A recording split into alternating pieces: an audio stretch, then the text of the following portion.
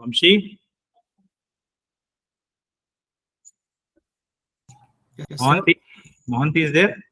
Mohanty is joining now, sir. Okay, what about Lakshmikant? Lakshmikant, sir, already joined, sir. Okay, right. Hello, sir. Sir joined. Yeah. Lakshmikant, good evening. Good evening, sir. Okay, Mohanty, good evening. Mohanty, sir, just joined, sir. Mohanty also joined. Mohanty also joined. Shall we start? Yes, sir, we can start. Okay. Who is on the first row?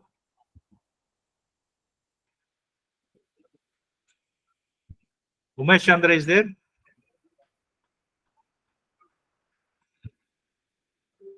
Umesh Chandra, paper number 132.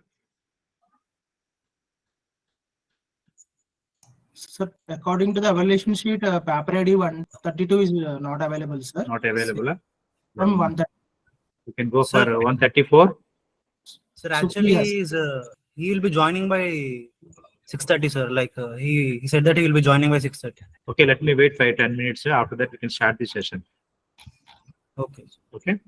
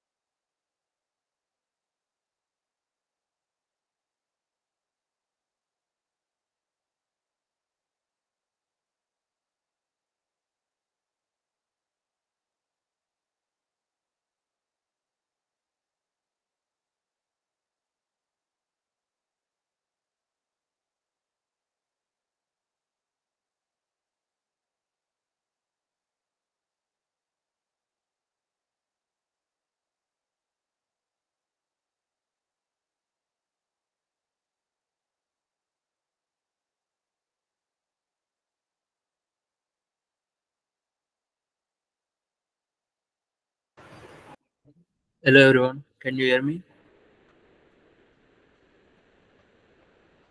Yes, we're able to hear you. Hi sir, this is Umesh. Yeah, Umesh, yeah, what's your paper number? 132 sir, 132. Okay, yeah, wait, like actually everyone is joined, but someone asked that some time is required. Okay sir, no issue. Yeah, everyone will join in couple of 10 minutes. Okay sir.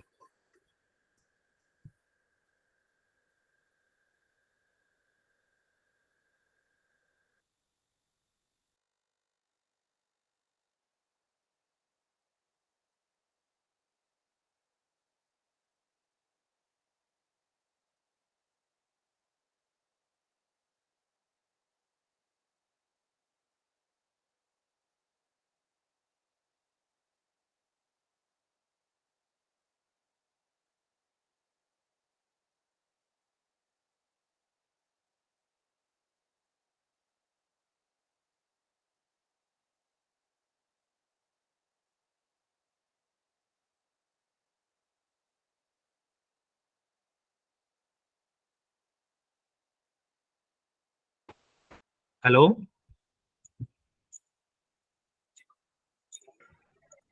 Actually, Hello? sir, 132 paper, Umesh has been joined. Yes, that's why I'm waiting. I think So he's, let us start with the presentation with starting with the paper ID 132 Umesh Chandra. Hi sir, Umesh Chandra. this is Okay. Umesh Chandra. Yes, Umesh Chandra. Okay, shall we start with your good presentation? Yes sir, we can. So let me introduce yourself, then you can start your presentation. Hi sir, myself Umesh and my co-authors are Sri Varunya and Abhinav already. Okay. And here we go with our Varunya will share the screen right now. So we switch on your video mode and you can start your presentation. Okay sir. Sir, is it necessary to turn on the video because Yes, we are of in the course. hostel? No, That's the it reason. is necessary. Okay sir, 1 minute I will. Because you want to Sir, see I who is will the be person. sharing the screen, sir. Can We I? are- Who is the presenter? You have to switch on your video mode. Sir, I will be starting the presentation, sir. Then, Our paper ID is 132. Can I Yes. do so? yes, continue.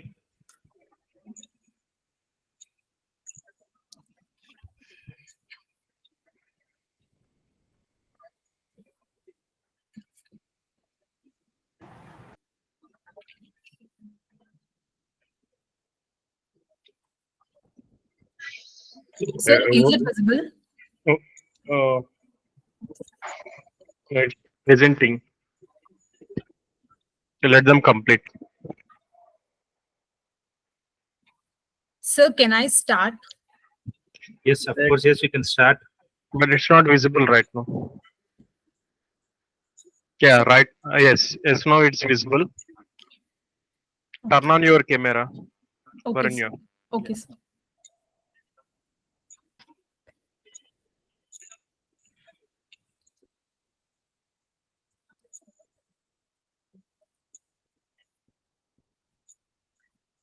Sir, can I start? Yes.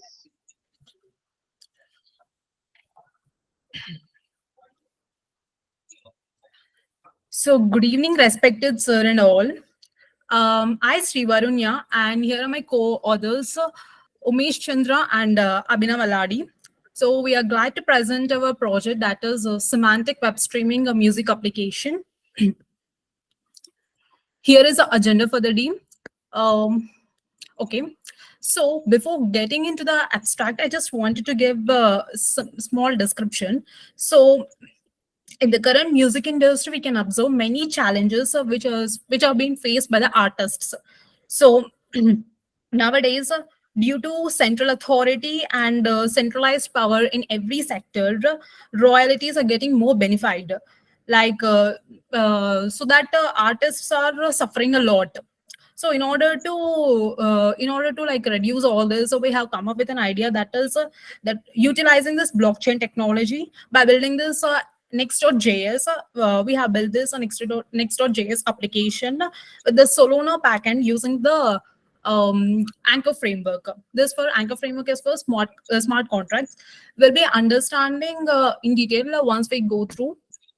So here comes introduction. So here you can see the major pain point for creatives in the music industry. That is, see here, songwriters, producers, and musicians. These are all for creatives. This like those are the people who deliver the products, but these people are not gaining any kind of profits. They will be the least to get the profits. It is because we'll be having many middlemen. Like if you observe, like in the Spotify, like these artists will be keeping up the music, so they will be just keeping up the music, and it's like many middlemen are being involved, like this publishers and everyone have been involved. So sir, Yeah, continue. okay. So many people are being involved. So these creative heads are not getting any kind of profit. Any kind of profits means they are the least to receive. So in order to make sure, like to completely boon this out, we like see even this artist with more than 1 million plays earn little. So as I have no control over the work, since the central authorities, which have been provided with streaming services, they manage it and make a lot of money from them. So in order to solve this problem, what if we have a system with no central authority, and the artists have ownership of the work that has been published online? So for this, we have been introduced this blockchain technology. This is achieved by taking control from centralized sources and distributing it to the artist. So we don't have any kind of central authorities. Our main aim is like we don't have any kind of the central authorities. So how we are going to this, all this, so like this goes out with Web 3.2. So why this Web 3.2? Varunya, Yes, sir. your slides are not moving. It's only No, sir. introduction slide I'm just it is showing. explaining you. I will be moving right now. I'm just explaining you Yeah, like go introduction. But you go through the architecture and all. Okay, Like okay. introduction is becoming more like. Okay, sir. Sir, existing system should I, or directly should I move on to architecture? Sir, I Tell me will about the be going through existing this. system and, Yeah. So what we are doing is for this for our framework, we have used this blockchain, Solana, and Web 3.0. So before this Web 3.0, we also have Web 1.1 and Web 2.0. This is for Web 1.0 is only for read only, and Web 2.0 is a read and write. And Web 3.0 and Web 1.0 to Web 0.0 is for only centralized. That is the reason we have been implemented this Web 3.0. This is for decentralized one, and also this is for read, write, and execute. So what this is like a this line a decentralization database which has no centralized authority.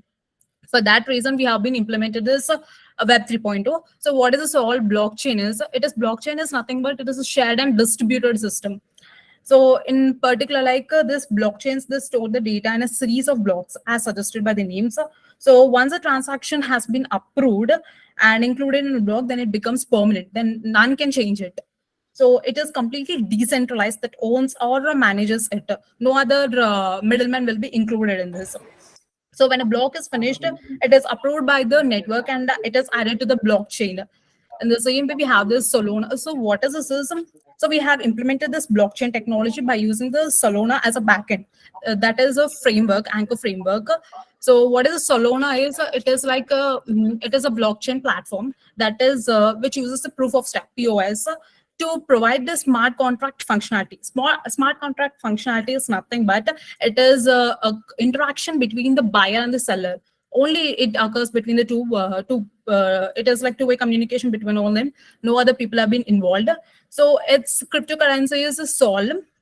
It's like so basically we are using this we are using a phantom wallet here, which is consisting of dummy Solana currency to carry out this all this project. We have been using this. So let me go to the proposed system. Yeah. So proposed system, it is nothing but is completely decentralized. So we don't rely on any central authorities here. We can directly go on. Here it's like it is a two-way communication that is between the artist and the fans, like audience, we. That's it. In between, will be having only a decentralized platform. That's it. No other things have been included. Yeah, here you have like it also provides features like exclusive NFT collections. NFT is nothing but it is non-fungible tokens. It is nothing but it is giving to a particular user, like artist, his own rights. No other people can access it. To be minted in the sense, minting an NFT means it is creating the unique tokens through this blockchain itself. So next, yeah, here comes architecture. Yeah. So here we can see, so in our project, like we built an Next.js application with a Solana backend using this Anchor framework. So what we have done is, see, basically implementation I'll be showing like how this has been carried out. Just simply I'll be giving a small explanation about this. So users means first what we have to do is users will first be required to log in through the phantom wallets. They'll be having a kind of a website like you can say in Spotify, like in order to access you'll be getting a login page. So after login to the app, you'll be getting like select the wallet. So in selecting the wallet, in general you will having like UPI transactions, all those kind. In the same way here you'll be having phantom wallet. So phantom wallet, this is like Solana dummy currency one. So here will be like here will be, once the wallet connection is established, we'll be paying they must pay like 0.1 sol to be able to access the website.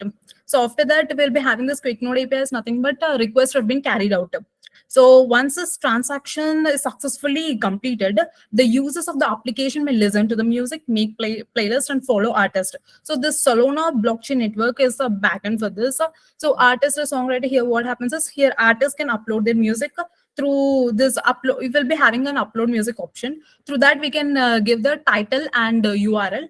After that, giving here each time when an artist uploads their work, a block of the song is created on the Solana blockchain itself. So after that, you'll be getting a pop-up like approving the transaction. Once that has been done, automatically the song has been added to the playlist itself. So this is completely decentralized. Here are the requirements which have been we have used for this. Yeah, here you can see the implementation.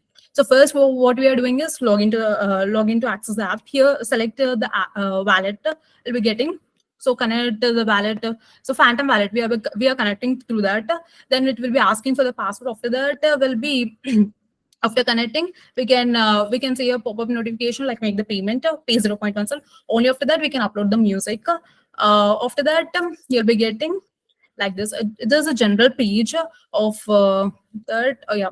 Here you can see, yeah, upload new music. Here you can see title and music URL. After creating yourself, then automatically this money will be debited from here. After then you can that playlist whatever you want to listen. For example, here I have this given avatar that will be automatically added to the list. That's it. You can see. Then finally conclusion. So Varunya, wait a minute. Varunya, wait a Yes. minute. Just go to slide number 7 and 12.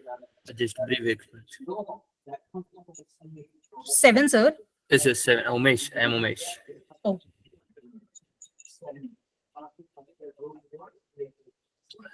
The major difference is here in the between of the publisher and the songwriter. There will be the producer and the engineers. There will be 2 layers. Go to slide number 12. The web 3.0 designer, there is no producer, and the songwriter will be directly publisher, and then he can benefit it directly. The main thing is that we are focusing on. Okay, you can continue. Varun. Yeah, so in order to conclude, we can say that so with the blockchain technology empowering the Web3 revolution, like many additional features come along with it, like a better engagement between the fans and the creators. So the audience can now own the albums by minting with this NFTs, which are dropped by the artist, so that artists can get funded and produce more songs. This is how this all works. This is a future. Sir, it's done. Thank you. So where is the results? Can you show me your So, yeah, results? implementation I have shown.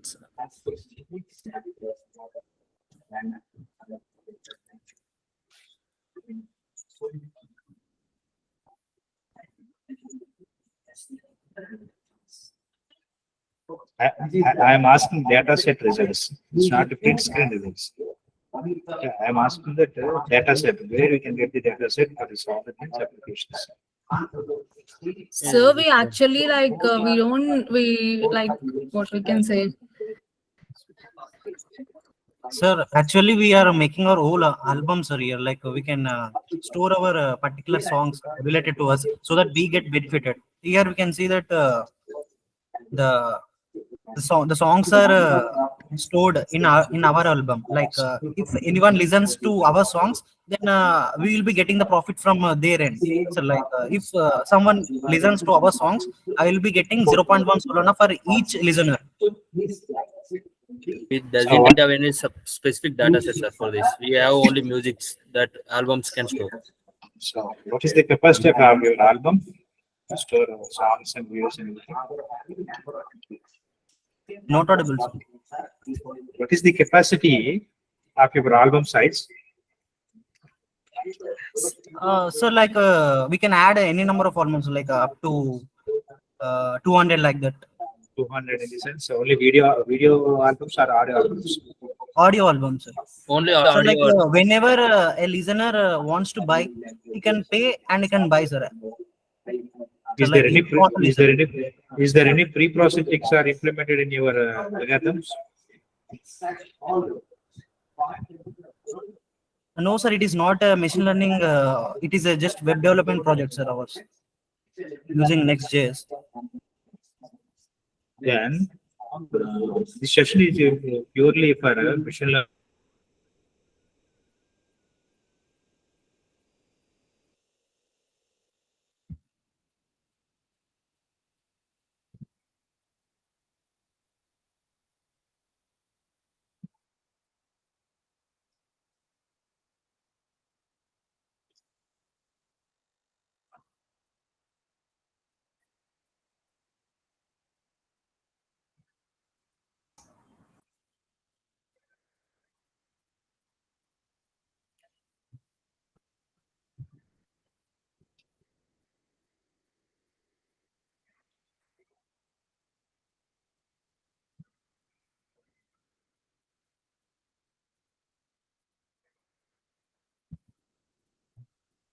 Hello, Umesh, Varunya. Yes, sir. First of all, why your PPT is not following the template? Sir, I think it's clear. So for this conference, everyone is following one PPT format, right? The template is already forwarded in the WhatsApp group. So why you are not following the standards? No, sir, we did not get This any. is not Sir, a bigger project presentation, right? We have to follow the international conference standards. Yes, sir, but we And don't this know. is the not your particular- class also. This is a platform which you are presenting your research work, right? Sir, but we do not receive any kind of template, sir. Template already forwarded. Yesterday, 10 presentations are completed. Everyone is following the same. The PPT is not in a format of this conference. I think so, sir, but we don't know And that specific coming to template, this sir. session, this session is purely given to AI and machine learning, not like web development. So whatever you have done is web development. As Dr. Morley Mohan sir suggested, is you have to do some pre-processing techniques. Then only it is possible to identify whether your audio file contains noise or not. So you are not finding whether your data is cleaned or not, and you are not finding the outliers coming to your audio data. Simply whatever the data is there, you are simply giving to the model for your benefit of your work. That's it. So no pre-processing you have done according to your presentation, whatever I have observed.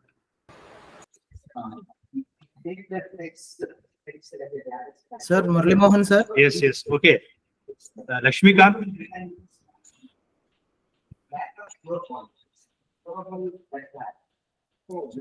Dr. Lakshmikant. Sir left, sir. Maybe some technical issue. I think so. Yes, sir. Due to technical issue, he left the meeting. Okay. Let us close this number 132. Let us start with next presentation 134. 134, Supriya. Supriya. Yes, sir. I'm Supriya. Can you enable your audio video, please? Yes, sir. Switch on your Umesh and video. your team, you can left the session. Your presentation is over. Okay, sir. Thank you.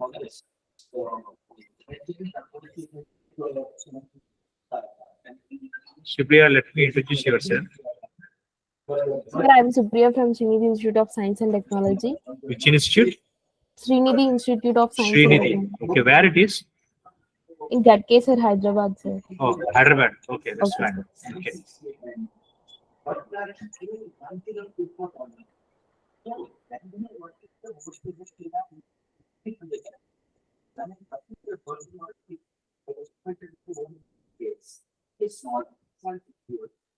Let us continue with your presentation. Yes, sir, I am sharing my screen. Okay, right.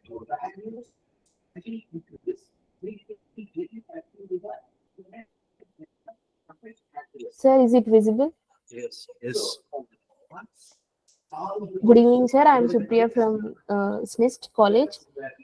Here, I am going to present about the topic image fusion with CT and MRI images for improving the quality of diagnostic.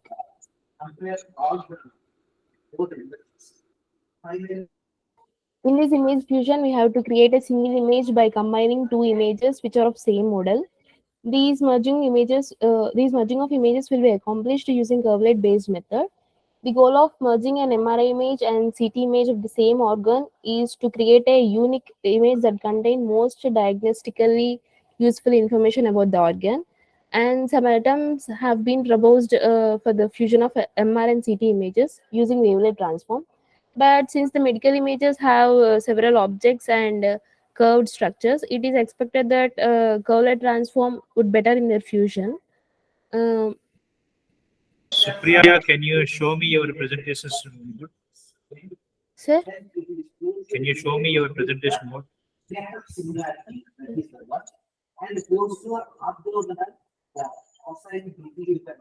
Your presentation is not clear. Can you show me your presentation mode? Sir, this is Full screen. yeah, sir.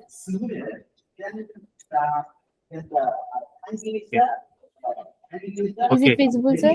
Yeah, is it visible, but it's not clear. Okay. Okay. Now is it Yeah, visible? now Sir? it is okay. Now it is okay. Good. Okay, sir. That's what we expect. You actually put in a small font. Sir. Yes. Yes, sir. Yeah, Just if you continue. maximize and present it. Okay, sir. Is it okay, sir, now? Now, okay. Yes, No, sir. it's okay. The fundamental idea is to employ curvelet transform to extract the key features from CT and MRI images. And we have to fuse those features at coefficient level, and then we have to reconstruct a high quality fused images that improves diagnostic performance. In this, we used a curvelet transform as the wavelet transform images have been successful, but no curvelet structures can recognize that wavelet transform. And using the curvelet transform for the image fusion of curved objects will improve fusion efficiency. Uh,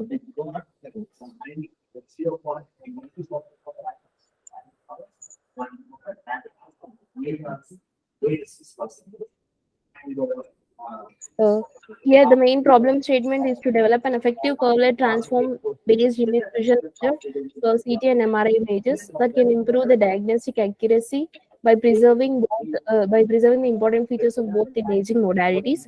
And the method should also be able to handle the challenges such as noise, artifacts, and varying image intensities that are commonly encountered in medical images. And hence, the problem statement for CT and MRI image fusion for improving the quality of diagnostic is to develop an effective curvelet transform based image fusion method, which can provide a high quality fused images with enhanced diagnostic performance. As we have X-rays for scanning and also CT images for detecting tissues and MRI images for some brain tumors like that.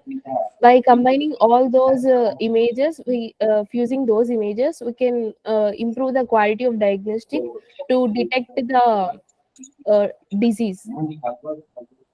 In this existing system, we have many systems like multimodal MRI and CT image registration and fusion system, and multi-scale fusion of CT and MRI images, and also wavelet-based fusion of CT and MRI images, and image registration and fusion using mutual information. All these follow some rules, but they cannot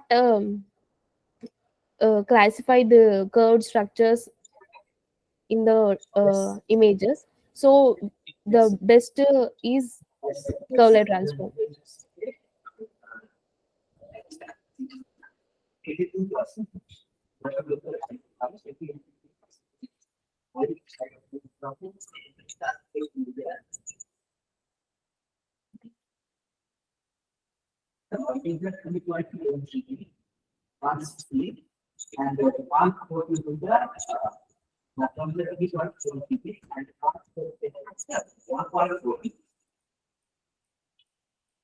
What happened, Supriya?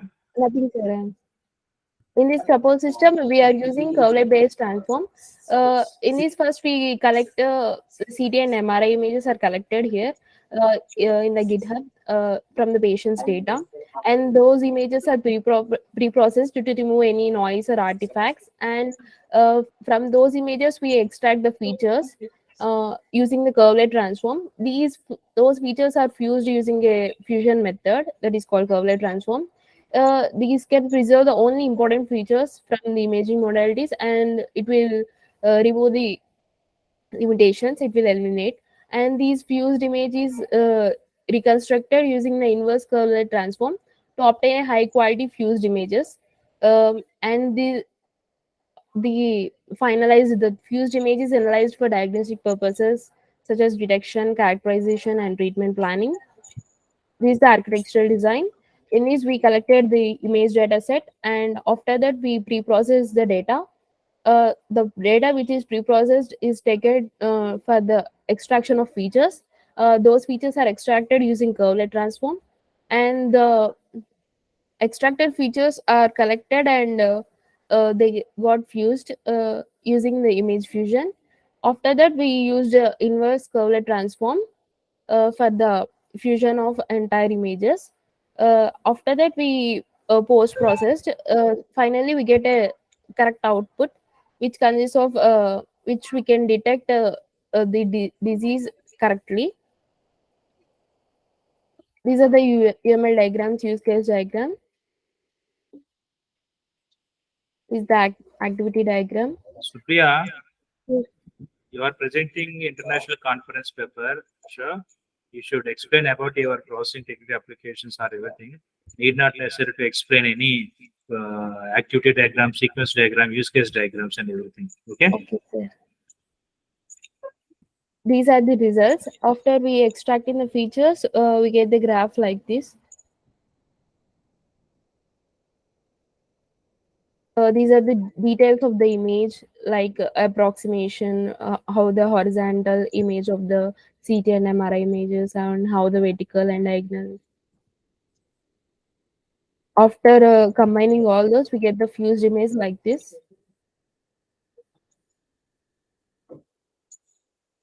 Conclusion, in this, by combining all these modalities, clinicians can obtain a more comprehensive understanding of a patient's condition, which leads to better diagnosis, treatment planning, and disease prediction. Moreover, image fusion can enhance image quality by reducing noise and artifacts. Uh, Despite some challenges in the image registration process and the need for further research, to optimize image fusion algorithm, this technique holds great promise for advancing medical imaging and improving patient care. The future scope is to develop more robust and efficient image registration algorithms to improve the accuracy of image fusions. In this, the clinicians can better identify the location and extent of how the abnormalities in the body, and where we can predict the diseases and how they are going to be in the future. And accurate diagnosis can be taken by using these machine learning algorithms. Also, we can improve the accuracy. Can you show me your results? Sir, after extracting features, we got this, sir.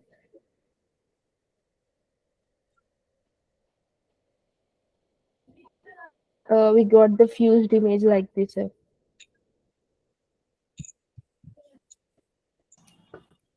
Dr. Vamshi, Sir.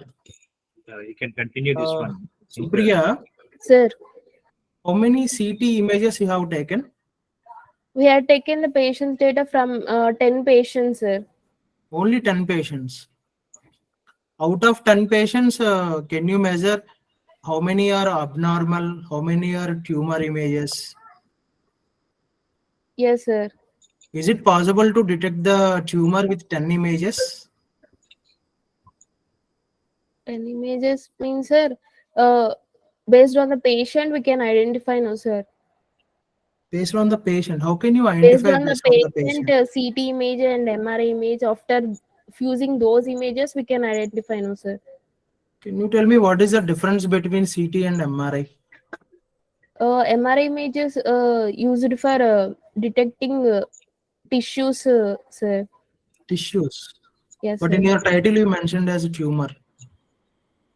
No, sir. I didn't mention tumor. Then how you are improving the quality?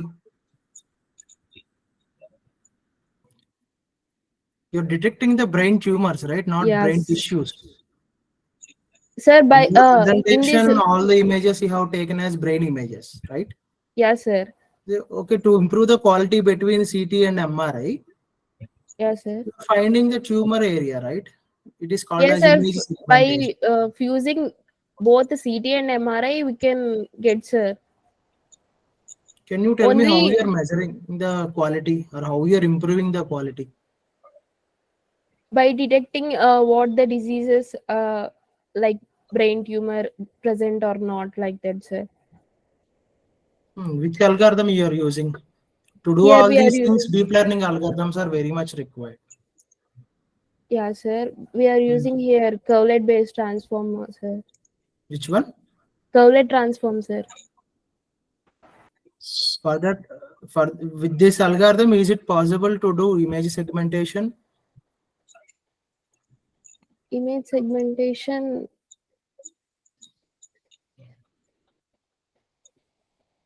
Then without image segmentation, how can you detect the tumor? Yes, sir. We segmented the image, sir. Then what is the algorithm used?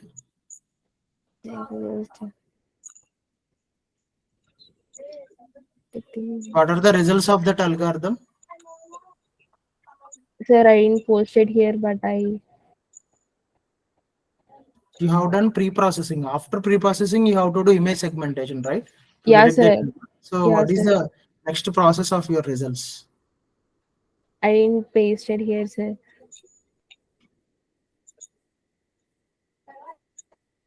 And you are not following PPT template also.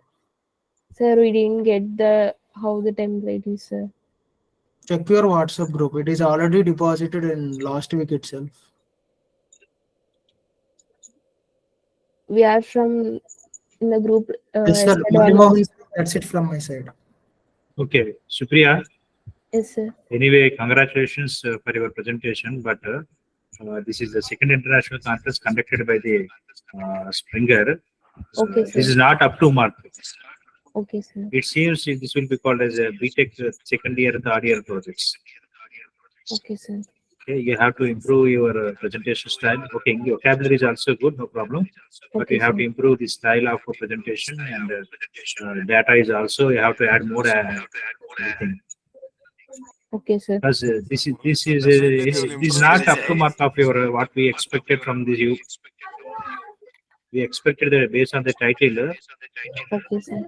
something is there, but that is not available in your presentation. Okay, sir. Anyway, welcome to this international conference. I think this is the first time you are presenting this conference in this Yes, sir. Okay. You keep Yes. it on presenting and joining such type of conferences, then you can get some example and everything. Okay, sir. Thank Okay. you, sir. All the best. Thank you, sir. Right. Welcome, Dr. Vamshi Krishna Raja. Sir, what's he studying, sir? Good evening. Sir, good evening. Good evening, sir. Good evening. Good evening. Amma, what are you doing now? Sir, Hello, what are you doing now, right now? BTech fourth year, sir. Oh, wonderful. BTech fourth year means it's enough. Okay. Nice progress. Okay, sir. Sir, what is next best, sir?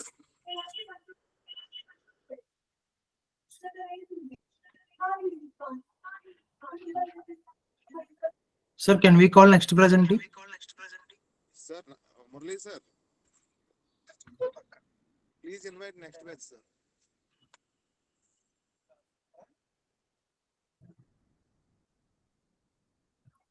Dr. Mohan, sir. Murli Mohan, sir.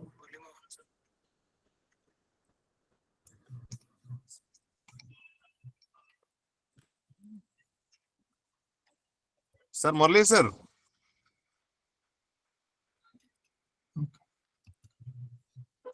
Hello, sir. Yeah, we can leave. Uh, Presentation is over. We can leave. Paper ID 140, Manisha. it's our team, sir. I shot my screen sharing, sir. Yes, you can. First of all, introduce yourself and switch on your camera and you can start your presentation. Murli Mohan, sir. Yes, sir. Sir, Bose Babu, sir, insisting that Hi, sir. all the presents should be I'm into the format. Yes, But yes. no one yes. is following format, sir. Yes, if no one is format, we can reject.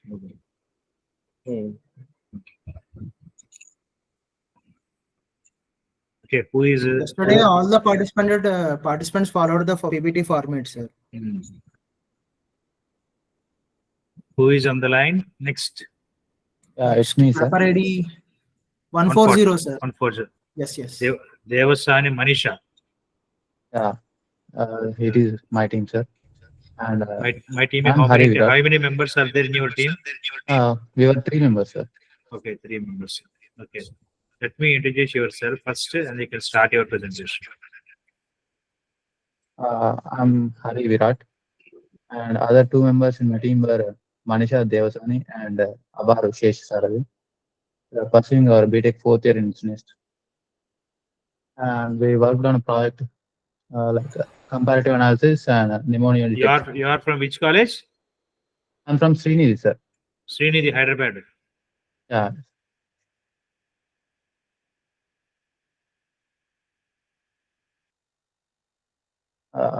Let me share my screen once.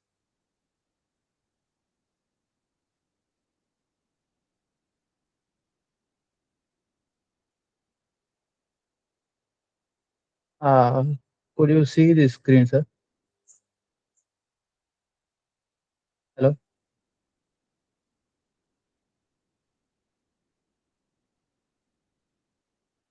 Yeah, we are able to see.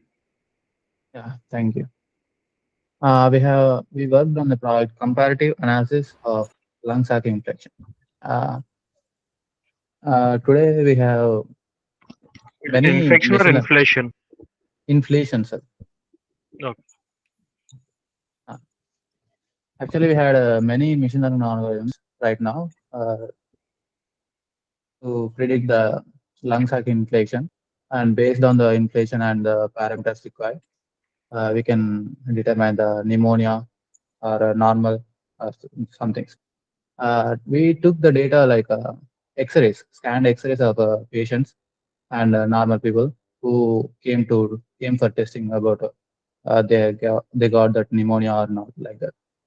And based on those, actually we trained our model with 4 models. I mean, we trained our models like using 4 different algorithms, which like CNN, KNN, and decision tree, and other one.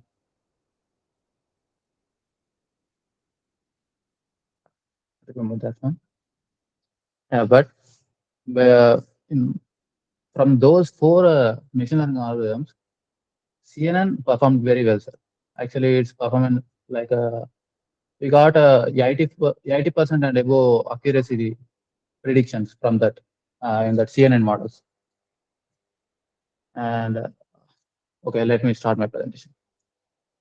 lung sac inflammation is a life-threatening illness. Like many people are suffering from lung sac inflammation, which is called as pneumonia, and this can be caused by viral infections or bacterial infections. For every time when we have certain doubts, like we are suffering with pneumonia or not, then we need to go to hospitals and we need to perform some X-rays and many things.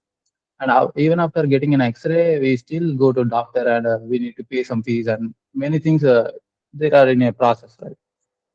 To prevent those things, actually, we have done this. And even that, when a person is getting an X-ray, even for other different reasons also, then we can easily predict that.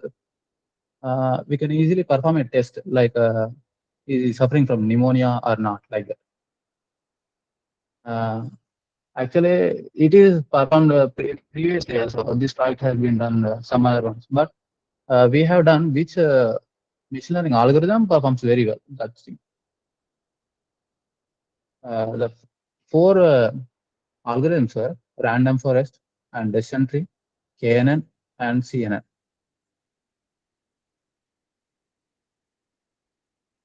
And let me introduce this thing. In this project, we actually take input as like when a patient come to hospital, we take an X-ray to him, like not us. We just collected the data like patient's X-rays, like absolutely like 5,000 X-rays like that. And from those 5,000 X-rays, we got the results from the doctors also. Which X-ray is actually refers to pneumonia and which is not. And based on those results, we train our models. And after that training, we perform certain tests like prediction one. Based on for an algorithm, we had a certain models. Like for those models, we performed certain tests, and in those things, we got these things. Like CNN performed very well, sir, and lost like random forest is very least. And existing system. By understanding of the chest X-rays, a trained radiologist can analyze lung sac infection. Like when we get an X-ray and we need someone to consult, like what is actually happening. The radiologists, those can easily analyze because they have studied so much. But we can prevent these things. I mean, we can even avoid or bypass those things. We can directly give that X-ray to a certain model, but it's not like 100% one. It's like up to 80% accuracy one. And a large favorable position on the X-rays is cost, straightforwardness, and non-invasive systems that takes just a couple of moments and results will be accessible within minutes. Even even for a doctor, he need to analyze it like putting it on a blue screen. I mean, backside a tube light will be there. And on it the X-ray will be placed and it will be analyzed like part to part. So many things. Actually, doctors consider many things like not just an X-ray. They takes like vitals and many things. But here for missions, we cannot provide that. And for some models, we even trying that like we can introduce some parameters like not just X-ray part and the result one. We can introduce even like some vitals like blood pressure, and heartbeat, and those things. And based on those things, we can even make the accuracy somewhat better. But for now, in this project, we haven't considered those parameters till now. Propose this system. There are many machine learning algorithms. As I said, we considered only 4 algorithms. Those are random forest, decision tree, K, nearest neighbor, and convolution neural network. Image processing techniques like PCA. These speed processing techniques actually process the chest X-ray image one. And from that image, they consider the brightness, hue, and brightness, and some other things like that. For a black and white picture, we only contain 3 things: black and white, like brightness, contrast. Supriya, Manisha, Actually, it's not Manisha, it's Virat. Virat, Yeah, sorry for the interruption. no thanks. But your presentation style is not up to mark. and Okay, fine, sir. the style of PPT is also not up to as we Yeah, fine. expected. Because I will give you 10 minutes time. Hmm. Okay, please change the style of everything. You can follow as per the guidelines of the Springer lecture. Sir, if let them ask that they have that format. I don't, Do you have a actually, I format don't have any formats. which So in that This first slide you have to include all your photos also, passport photos also. Okay. Okay, sir. So in Hmm. your this one they all will your not team accept. members. They will not publish your paper also. Okay, sir. Okay, right? I will give you 10 minutes time. Okay, please change the style of PPT and everything. Okay, Fine, sir. and come at after 8:30. Yeah, fine, sir. Fine. Okay. From you Sir, can leave. Murli Mohan sir. Reddy. Okay. Sir, Cheppandi, those who are Doctor. logged in, those are logged in present. Let them. We have to inform to everyone because sir is No, need insisting not. like it should. Lakshmikant, you need Sir. not necessary to explain everything. They are participating in the international conference. Already we sent the template and everything to all the participants and others. Yes, So sir. they have to follow. Okay. Till now, no one Because we have the followed. types. You are not. No one will follow. We can reject the paper. No problem. Okay, sir.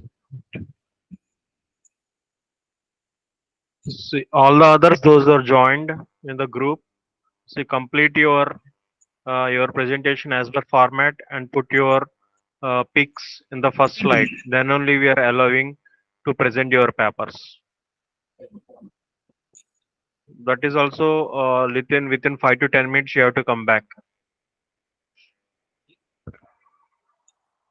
So anyone ready with the format? Any other is ready with format? Oh, no, we can.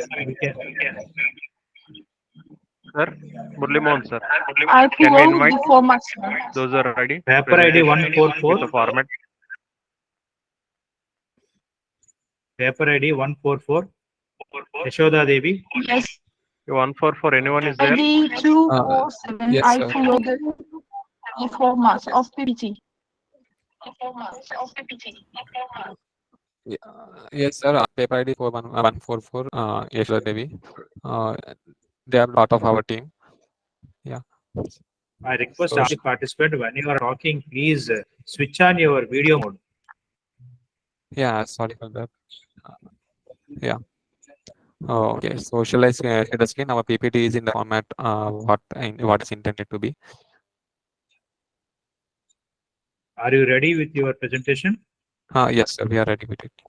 Let me introduce yourself, then you can start your presentation. If you follow the as per the guidelines, PPT cell and everything, we can continue. Otherwise, we can remove from this team. Our PPT is in the format as expected. Yes. Show me. First, you can show me your presentation style. Yeah. Yeah, is my screen visible? Then it's okay. It is okay. Yeah.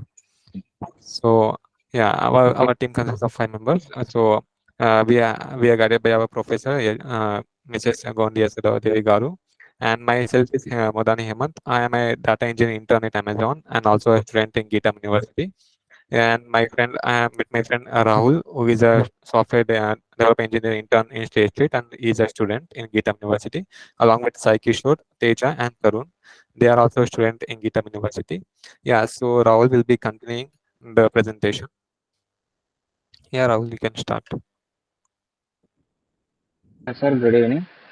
Our project is mainly based on the driving system. It's like during driving, we find many people sleepy during night time. So we have introduced a small system Hemant, like what video is your system. paper number? So Sir? What's your paper number? Paper ID 144. Sir. Then why you mentioned in your first slide? It's put in XXX. Oh, sorry. I didn't notice. Yeah, please edit. Please edit. Thanks.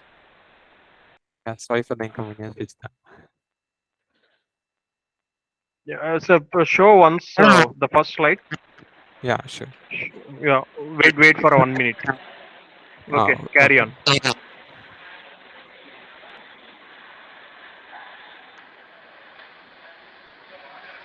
Yeah, Rahul. Start. In this,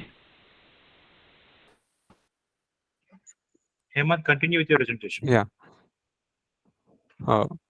Okay. Uh, okay. So our problem statement, we are. So is my voice audible, right? Hemant Metzler. Yeah. Thank you for the confirmation. So the problem statement we are dealing with is a driver drowsiness detection. Uh, okay. Now Rahul will be continuing. I And guess he was coming having some to network issues. Now it's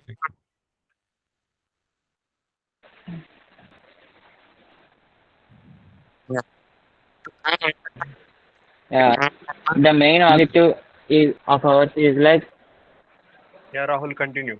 Rahul, your voice is hello. not clear. Please move to the best network Yeah, location. yeah. Actually, here we are having heavy rain, sir. So that Then Hemant, you yeah. can continue, right? Yeah. Your Okay. network is I good, I will be guess. continuing. So our the problem statement we are dealing with is driver drowsiness detection. So many times when a driver having a long journey or he is going for a long drive, it's a nature, it's a common thing that the driver gets sleepy. Okay, so if the driver gets sleepy, we have existing solutions such as EEG and ECG, but along with the drawbacks. Like the working of EEG is that it will be detecting the brain frequency, the measuring the rhythm of heart and all, and it will be deciding whether the driver is drowsy or not. But there are also certain limitations uh, considering these devices, such that the drivers sometimes may not be comfortable wearing those devices, and also they are expensive equipments too, and also the quality of the signals may not be accurate for each and every driver. Suppose the quality of the signal will depend upon the each and every driver. So considering this all complexity in the previous existing solutions, we have committed a solution while we face a camera in front of the steering or at the front side of the driver, and we will be using some image processing algorithms to monitor the eyes of the driver. So by monitoring the features and the landmarks of the eyes of the driver, we will be determining whether the driver is sleepy or not. So in the figure, you can see the camera, the position of the camera, the position of the driver, and this is the main area of detection. Yeah. So these are our objectives, like to detect the driver drowsiness, like whether the driver is drowsy or not. And also when the driver is drowsy, it is like little difficult for a driver to stop at the same time. Like if he is feeling drowsy, we cannot just stop the vehicle itself because it is very risky in the places where there is a high traffic or where there is a highway. So we suggest a driver to move to some safe place, and then he can uh, he can stop his vehicle. Because when a driver is drowsy, even a driver may not be aware that he is a drowsy. Like even he might be not that conscious. So it's our duty, like our solution, what it does is it has an inbuilt voice assistant system. So whenever the eyes of the driver becomes like eyes of the driver is determined to be drowsy, we activate a voice assistant which will alert him that he's in drowsy state and he needs to stop a vehicle in a suitable position, or he might need to slow down his vehicle. So yeah, these are the use case diagram and activity diagram. Use case diagram is nothing but the driver and the actor is your driver. And yeah, now coming towards activity diagram, yeah, I will be explaining the flow of what our system is doing basically through this activity diagram, so that it will be easy for me to explain. So first of all, we use OpenCV to capture the video, right? So after capturing the video, we capture the frames. Suppose in Yeah, a, Hemant, we don't Hemant, listen to me. We don't want your activity diagrams and all. okay, Hemant, yeah, yeah, so straight away go to the your architecture. If there is any architecture, then you continue with results. yeah, okay, so shall I start with my implementation? Like what are the things we use to implement? Yeah. Yeah, okay, thank you. So basically we If use there a is any architecture, you show it. Otherwise, you go to the uh, directly implementation and results. yeah, there's no architecture, sorry for that. Okay. So yeah, so this is so I'll be starting with the implementation. So we use a DLIP library which has some image processing functions which are more accurate than the OpenCV, and the DLIP uses the algorithm called HOG and linear SVM, and And this is a data set, and we also use the data set we use is LN data set. This is LN data set consists of nearly 2330 images of color images of faces with their eyes open and eyes closed. So for a reference, this is the image. This is a facial landmarks. Okay, so the main area of our focus is this point, the point 37 to 40 and 43 to 46. So what we do is like suppose in a video we capture 13 frames, and for each frame we calculate this ratio, the ratio between this point, like p1 to p4 and p2 to p6, p3 to p5. We calculate the Euclidean distance, and then we apply the formula and we get the ratio. So for continuously for 50 frames, if we get the ratio minimum to a certain threshold, we determine that the driver is drowsy and we enable a voice assistant. So yeah, voice assistant, we use a speech recognition and also PyAudio and PyTTSX3 from Python. What it will do is it will just convert the text in a form of voice, and then it will alert the driver that he is sleepy, and suggest he can entertain the driver, or he can suggest the driver to stop in a particular place safely. So these are the results. Unfortunately, we didn't perform the results in the car, but due to some reasons. But these are the results. Like even if I am wearing a specs with certain reflections, it is able to detect that he is not in sleepy mode. Like it's able to detect the landmarks clearly. And these are the results when the driver is sleepy mode. Like if his eyes is closed for nearly 50 frames, then it will be detecting that the driver is in sleepy mode. Yeah, that's all about our slide. Thank you.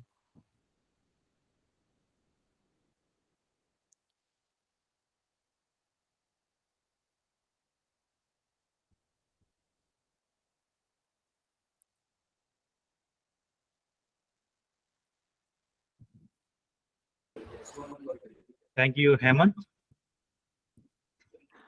Yeah, thank you, Okay. sir. And if any feedback are there, please let us know. I have some queries, only two queries. Okay. How Yeah. your camera will work to detect the face recognition? Is there any timer? Is there for each and every 10 seconds or 15 seconds they have to take the picture whether the driver is in a drowsy mode or active mode or sleeping mode? How it will be working? Yeah, so whenever the car starts, suppose the vehicle starts, the camera will be started, and it will be taking the real time data. Like we didn't set any timer. As and when until the car stops, the camera will be running. And for the camera, and the video is converted into the frame array of frames, and then we are calculating the amount of frames in which the driver has closed his eyes continuously. If the driver is in drowsy state, if your model gives any alarm or any signals to alert the driver. Yeah, as and when the driver is in sleepy, we just activate the voice assistant so that it will be alerting the driver to stop in a certain place safely. Okay. If the driver is drunken, okay, the position will be called as drowsy state. Okay, he is unable to listen the alarm state or whatever it may be. So, what is your model will works? Yeah, so that may be our future scope of the model. We will be designing in such a way that suppose if we detect the driver is drunken, like if we are able to detect by his movement of eyes and by his behavior, then we can increase the volume of our voice assistant. Like we can just we can give a strong alarms instead of a voice assistant, so that at least to some extent he might be alerted. Dr. Mohanty.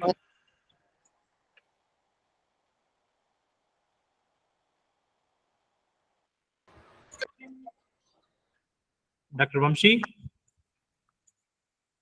Yeah. Yeah. Hemant? Do you have any queries? Yes. How you are calculating whether a person eyes is closed or open? By which parameter you are calculating the distance? We are using the Euclidean distance. Like we have identified certain landmarks of our eyes. Okay, so those we have certain 6 points for each eyes. So we are calculating the distance between the two corner points of our eyes, like from left to right, and the two corner points from the top to bottom, and then we are taking the ratio of it. If the ratio is less than the certain threshold, then we are determining for a certain number of frames, then we will be determining the driver is drowsy. What about literature survey of your work? Any existing works you have studied and you have compared with your proposed model? Yes, I have studied about two works. One is ECG and In all. your presentation, it is missing, right? Yeah, What yes. is what is their contribution towards? How can you compare the existing works with your proposed model? Yeah. So the existing works which are compared is of they use OpenCV and they use EEG, but I use a Delip library because Delip library doesn't need to invest our time in collecting the large data set because it has inbuilt LN data sets with a good real world diagrams. So we just like I compared the existing one and also Delip libraries are little more accurate than the OpenCV, so that we can get an accurate results. Can you show the existing works in your PPT? In my PPT, sir. Yes, yes. Actually, I didn't mention those points in the PPT. Like PPT was made short, but in my paper they have some points. That's all from my end, sir. Okay. Dr. Mohanty? Yes, sir. Hello, sir. Good evening. Good evening. Do you have any queries regarding this? Yes, sir. Yes, sir. Beautiful topic, huh? Yes, sir. Okay. Hello. Hello. Yes, sir.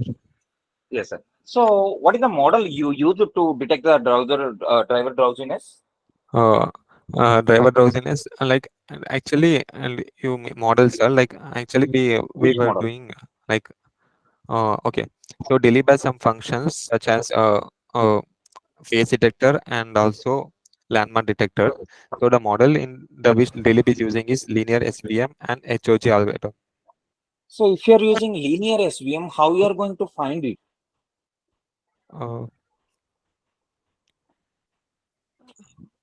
So, do you understand my question clearly? You are capturing by your camera. You are capturing the driver's face. Am I right? Yeah. Yes. If you are capturing the driver's face, that means it is an image. Now, how you are going to process such image by using your model? What is your model you use? So you said that we used some image processing techniques. So simply using the image processing techniques can give the accurate results. So to process the image, you have to use some deep learning. Yes. So what is the deep learning model you use? You mentioned instead of OpenCV, you used some image processing techniques. Yeah. Now here the question is, what is the model you use?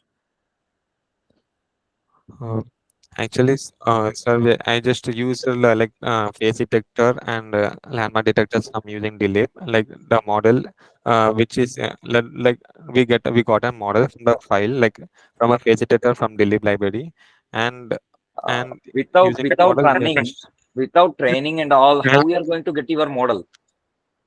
So actually, the models is trained and like it is like Delip, like we have Delip package, right, sir? So the model is already pre-trained in the Delip library itself. Okay. Then apart from this, you said that depend upon the drowsiness, we are going to suggest a safe place for him. So how we are going to suggest a Not safe place for him?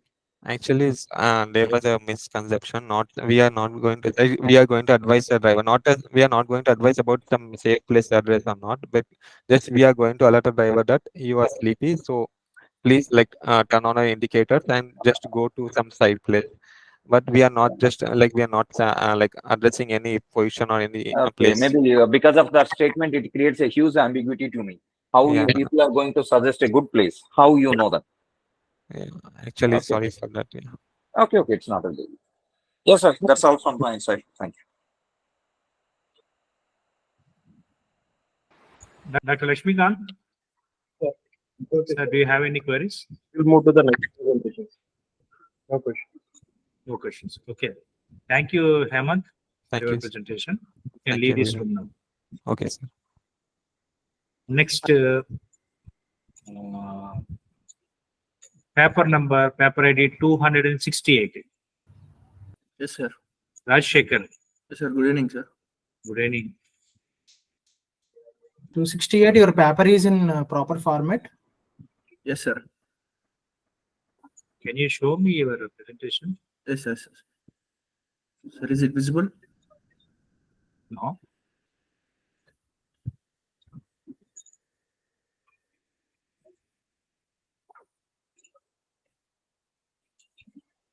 Who is Midin Kumar Reddy? Sir, we are the three teammates, sir. Myself, Mithun, and Rajasekhar and Archita. Like, I am going to present it, sir. Okay.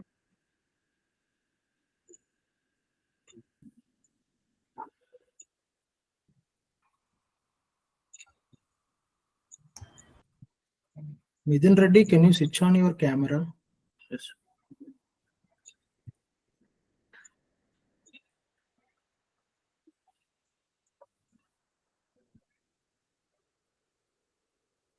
Sir, is it visible?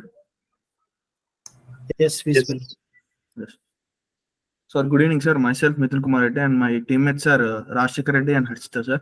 So, our product title is Pothole detection using IoT to help people, sir. Nowadays, people are digging. Just a minute. Let me introduce yourself first. Okay. You are a student, you are an employee, you are a businessman. I am a student. Currently, I am there. Doing 8th semester, sir, in Lorawan College of Engineering, Bangalore.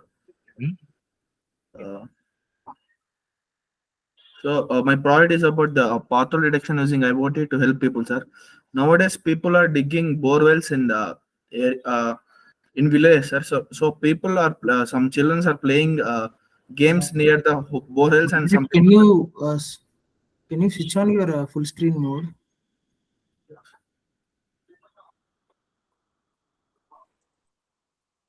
Yes, perfect. You can start presentation.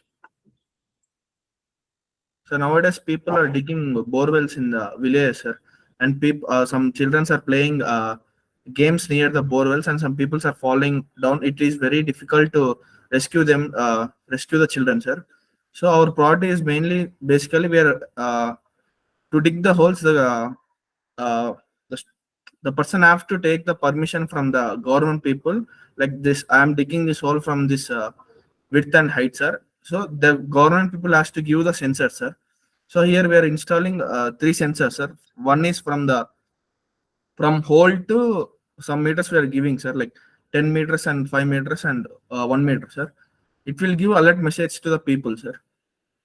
So this is abstract, and we are using in these features we are using integrated hybrid Wi-Fi and high level of integration, ultra low and power management, sir.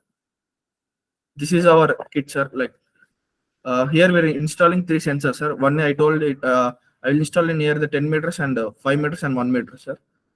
And this ultrasonic features are measurement function and the ranging accuracy can reach to 3 mm, sir. The model includes ultrasonic transmits, receives, and control circuit, sir.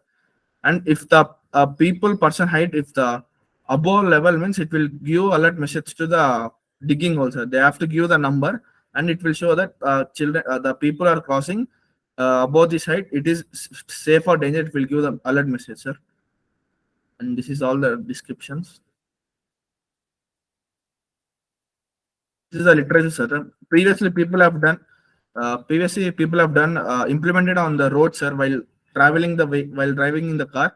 Some holes are installed in the some holes are there in the road, sir. At that time, the accidents are very risky. So that's why we are implementing this in the borewell, sir. Thank you, sir.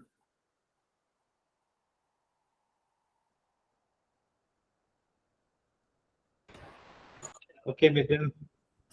First of all, your title and your presentation is not up to mark. What we expected. Okay. This is purely machine learning and artificial intelligence session. Yes, sir. But we didn't find any models, any requirements, or any things there.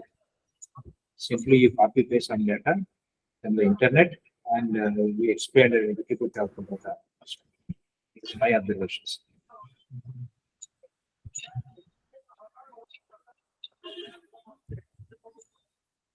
Dr. Mohan? Yes, sir. Can you have any observations also? So there is no observations at all, and he mentioned that he is going to fix the 3 sensors nearby. So if the people, if government gave permissions of 100 borewells in the nearby location within a 1 square kilometer, so we are going to fix 300 sensors. Every time it is going to give the beep sound. How we are going to be control it? It will not give beep sound, sir. Like Okay. near the hole, who's digging the hole, they will give the message, sir. They have to Okay, give great, the number. great. So if you are fixing at 10 meters in the nearby in the 1 square kilometer area, definitely they will get the messages who the people dig that well, different Yes, sir. wells. Yes, sir. Then It how will they are going calculate to the be height control also. that? It will calculate the height also, sir. Sensor, some medium, low, high, we will keep, sir, sensors. Okay, okay, great. If the people are far distance from that location, then what they can do? Sir? If the people are far distance, that means who dig that well, who got Yes, the sir. messages. If I am arriving towards the borewell, Yes, so sir. definitely the people who dig the well, they got some message or notification. Yes, sir. And If they they are have to far give away from that another place, alternate number, sir. Alternate number where the holes are digged, sir. Some 2 or 3 people will be digging the holes now, sir. okay, all the peoples are formed as a group and they dig the well. Yes, sir. Depend upon the demand of digging of wells, they may move from one place to another place. Yes, sir. If yes, then how they are going to be deal? Sir, they will close the borewell, sir, while leaving, sir. Okay. Done, sir. Done with you.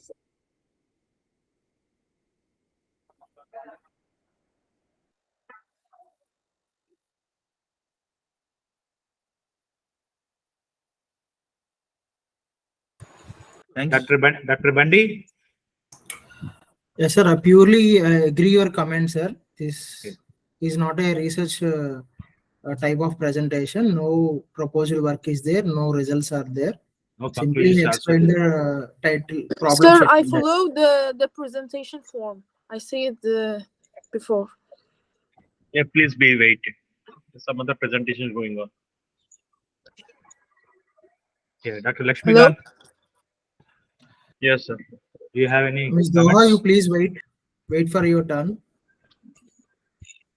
Yeah, like what are the sir? Even he didn't mention what are the different the sensors which is used for this particular project. It's not clear. Sir, we are using ultrasonic sensor, sir. Hello. Yes, Sir, yes, we are yes. using ultrasonic sensor. I've Can mentioned. you show me your presentation style? Let's go to the introduction part.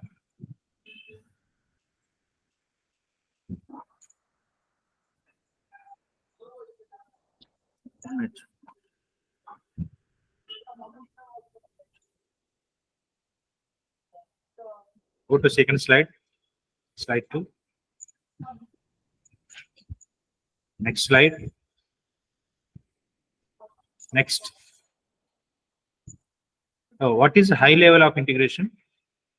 Sir, it's a message, sir. Like message, it will.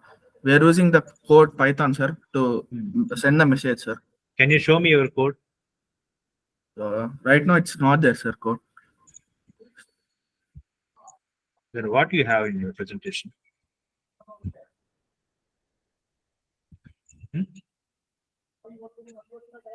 What you want to give message to others with your paper? Sir, within 2 days, it will complete, sir. Actually, we are doing internship. That's why it's late. Within 2 days, shall we wait for up to 2 days?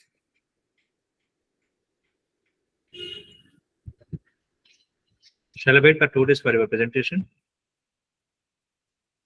No, I'm sorry. Your paper will not be acceptable. You can leave this room. Next. ID 269.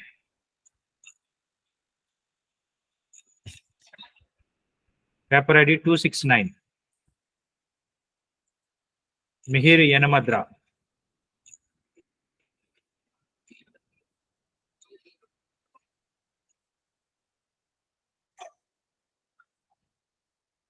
Mihir Yanamandra.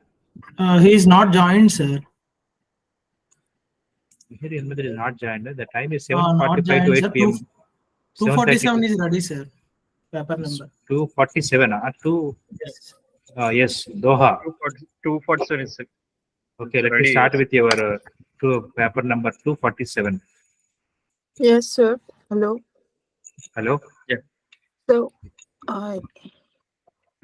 So my name is Doha Bablawi. I'm electrical engineer and PhD student at Hassaniya Schools of Public Works in Casablanca, Morocco.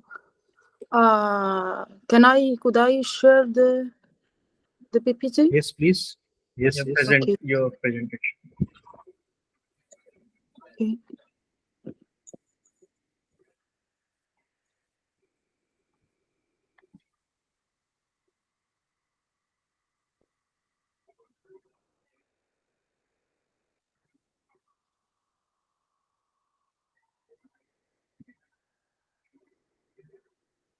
Ma'am, show your first slide.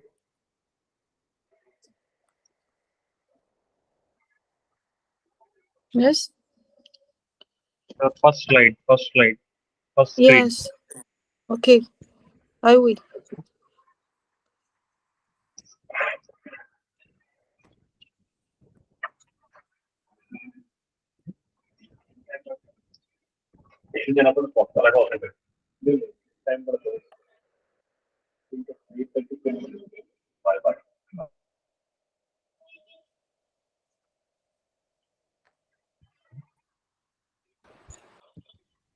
Is it clear? Yeah, clear. Let me introduce yourself, then you can start your presentation, Mr. Doha. Okay, thank you, sir. So, I'm Doha Bablawi. I am electrical engineer and PhD student at Hassaniya Schools of Public Works in Casablanca, Morocco. Today, I will present a case study of wind power production using artificial neural network model. So we will start, of course, with introduction, the method which is divided into parts: wind energy dataset and artificial neural network.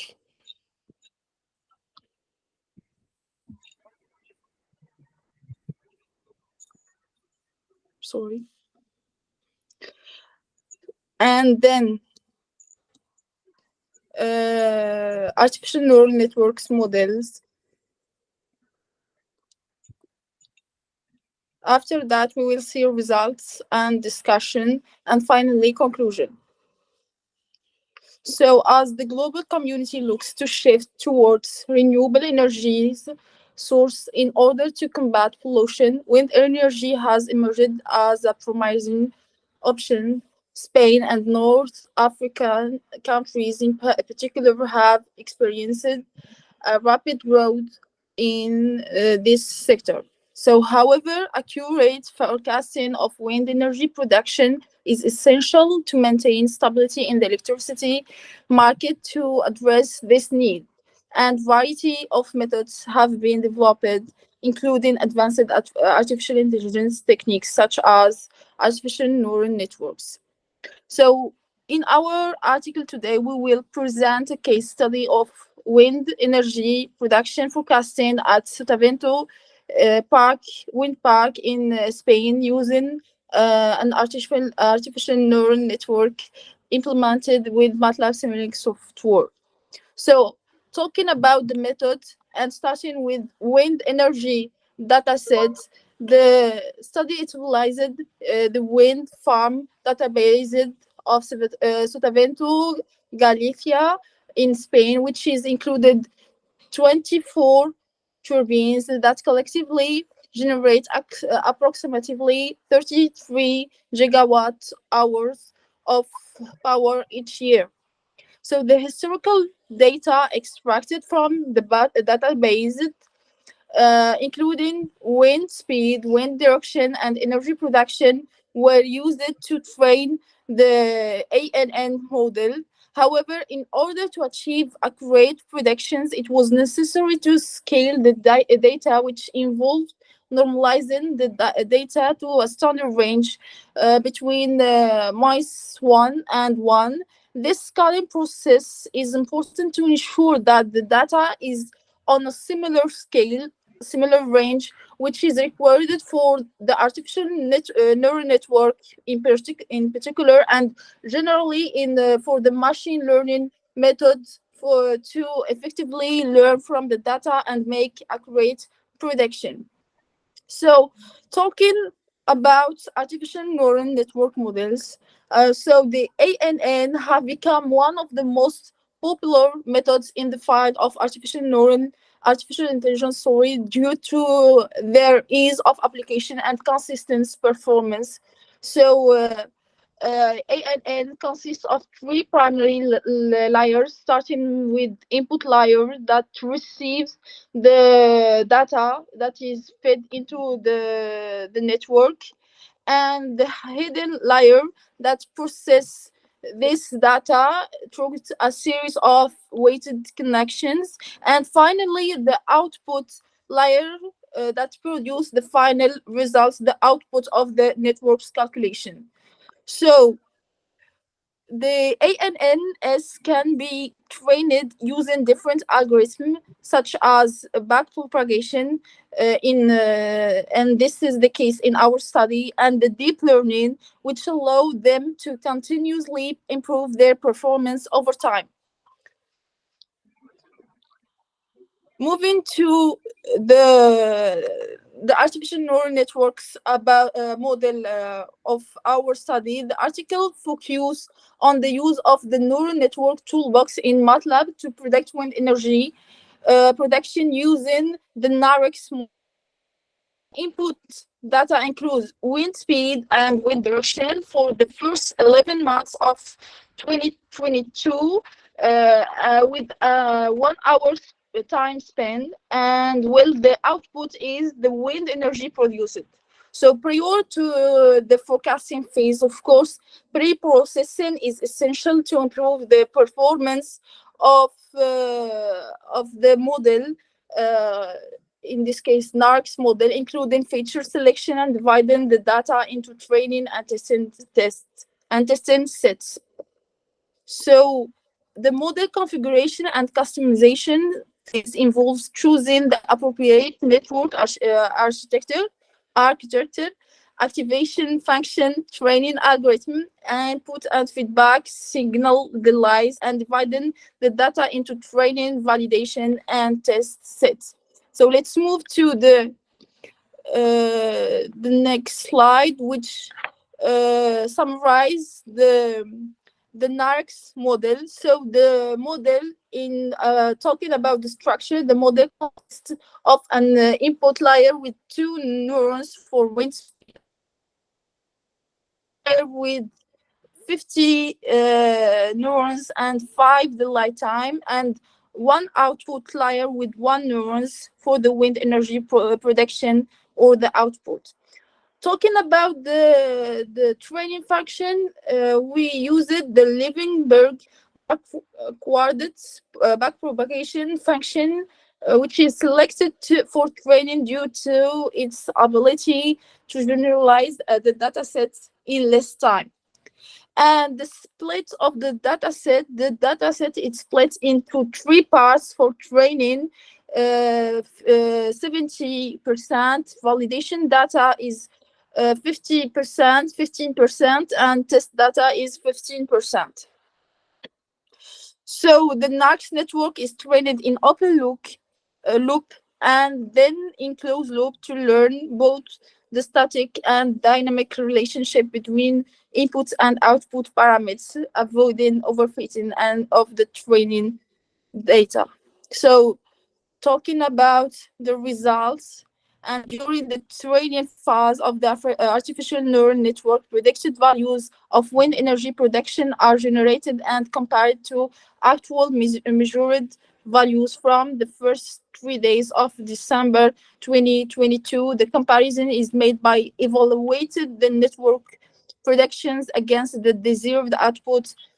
Based on the original target, several points are identified where the predicted values are very close to the actual measured values, indicating the accuracy of the artificial neural network model. So the accuracy of wind energy production forecasting is crucial for maintaining stability in the electricity market, particularly as more countries shift towards renewable energies sources. With the ability to accurately predict wind energy production, the use of artificial neural network can help the facilitate of the transition toward the renewable energy and ensure that the electricity markets remain stable. So this is the results, the table. So this table displays the variation between the actual measured values and the values predicted by the model. So some points show a good level of accuracy, like the prediction of the wind power at 9 o'clock and 12 o'clock, while other exhibit significant divergences, as the prediction of wind energy at 1 o'clock and 7 o'clock. So to assess the effectiveness of the model, two evaluation metrics are employed: the determination coefficient error and the mean square error, MSE. So for the determination coefficient error is a crucial evaluation metric used to assess the accuracy of the model's prediction, and a value closer to 1 indicated that the model performs better, while a value closer to 0 suggests poor performance. In our study, in this scenario, the calculated error value is 0.86118, indicating an average level of accuracy. However, considering the limited historical data available and the complexity of the network created, this value can be considered good. So talking about the MSE metric, the mean squared error is also a crucial evaluation metric that measures the difference between the predicted and actual values. When the MSE value is closer to 0, it is the better performing model with higher accuracy. In this study, the low MSE value is 0.055469, demonstrated that the proposed model has performed good in accurately predicting wind energy value. So finally, in conclusion, we can say that artificial neural networks are highly popular due to their flexibility and ease of use. In this study, an artificial neural network model is used to predict wind energy production at the Sotavento wind park in Spain. During the first few days of December 2022, the inputs used for the model were wind velocity, wind speed, and wind direction, recorded from January 1 to November 30, 2022. MATLAB's NN toolbox, or neural network toolbox, is employed to simulate the model, and the chosen model is the NARIX model. So after training the model, the prediction were quite close to actual measurement, and the evaluation index indicated good performance.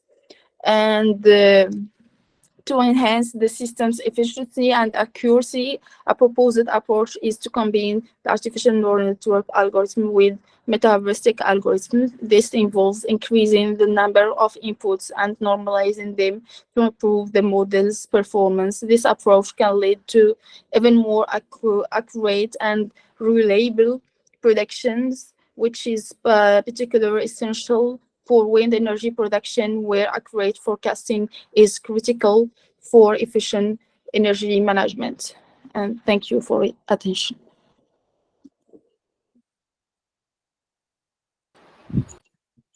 Thank you, Mr. Doha. Very good presentation. Okay. Can you, which algorithm are you implemented in this your model in your presentation? Yes. I didn't hear, please. Okay. Am I audible? What? Am I audible? I didn't Am I hear what. audible? I Hello? didn't hear what you say, sir. So, what algorithm are you implemented in your model? The code? Yes. It's in the computer. It's not available. Maybe it takes some. We are asking about algorithm, not source code. I didn't understand. I'm sorry. Okay, you mentioned that you used some artificial neural network. Am I right? Yes, I use the artificial neural network model. So what is that model you used? Because there are huge number of models are available. Yes, I used the NARX model. Yeah, NARX, NARX model, non-linear auto-regressive exogenous model. Okay, is it already existed model or you implemented such model? No, it can exist like an app in MATLAB, but you must add some condition, like you can't keep just the standard parameters. Okay, I understood that that model is already existed and you are going to utilize such model for your project. Am I right? Yes. It exists, but I ameliorate this model to that this model be compatible with my study. Okay, then what is the data pre-processing techniques you applied? Yes, the data pre-processing. Okay. Scaling the data between moist one and one, and I normalizing the data. After that, I divided the data into training and validation and the test sets. I choose. Yes. Model training and validation. I'm asking how we are going to be ready the data for your model. That means you collected the data set. Yes. You collected the data set.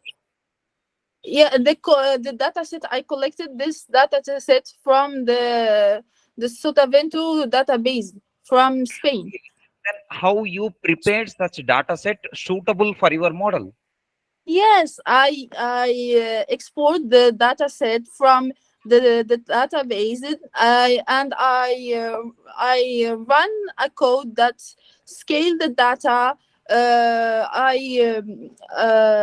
data where we have zero, I replace the zero with the mean of all the data. For the negative values, I replace the negative values with positive values. I scaled the data after that between moist 1 and 1, and then I normalized the data, and then I run a code that divide the data into training and testing data or set. Okay, that's all from my side, sir. Dr. Vaidipala.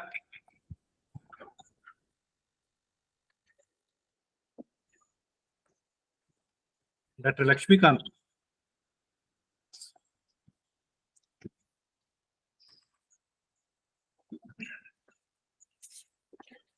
Okay, thank you, Doha, for your presentation. Thank you for your opportunity. Thank you, sir. Thank you.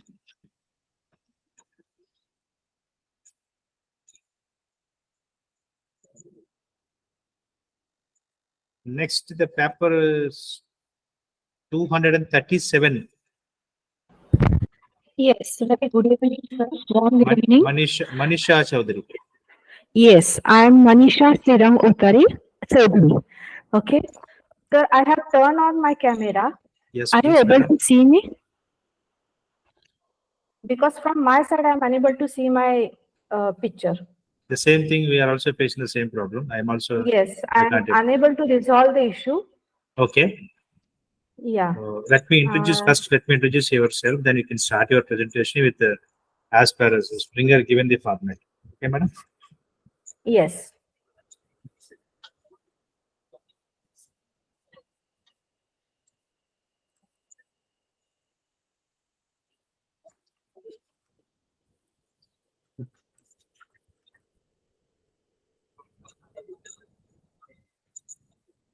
The screen is visible, sir? No, madam. Now it Not will yet. be visible. Yes, yes. Yes.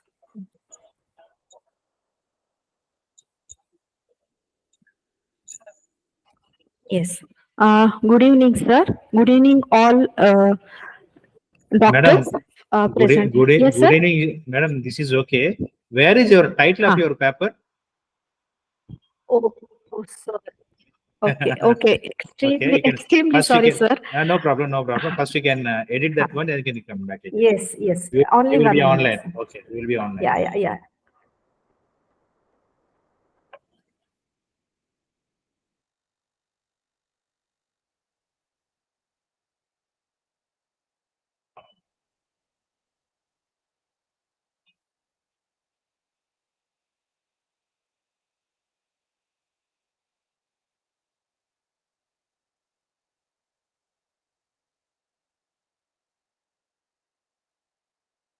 Extremely sorry, sir, for inconvenience. No problem, no problem. Continue with your presentation. Yes, sir. Okay. I'm Manisha Udari. I'm research scholar at the Sanjay Ghoda University, sir. I'm pursuing my PhD under supervision of the Dr. Suresh Kumar and Dr. Mithun Patel. Dr. Suresh Kumar from SUPRIYA and Mithun Patel from Environment College of Engineering. Title of my today's topic is Challenges and Advancement in Federated Recommendation System, a comprehensive review. So I am going to include this particular part: introduction, challenges in federated recommendation system, types of FRS, then a brief comparative analysis, then privacy and security in FRS, communication efficiency, tools and frameworks used for this, and finally conclusion. So first we are going to discuss what is the recommendation system. All of us know that nowadays there are number of items or products or information available on the internet, and at the same time number of users are also going on increasing. So we have to understand here that when we are going to purchase something or we are going to search something on the internet, the few things should be provided as the background knowledge for the user. And to overcome that problem, the recommendation systems are used. You can say here that recommendation systems are the subsystems of the information field.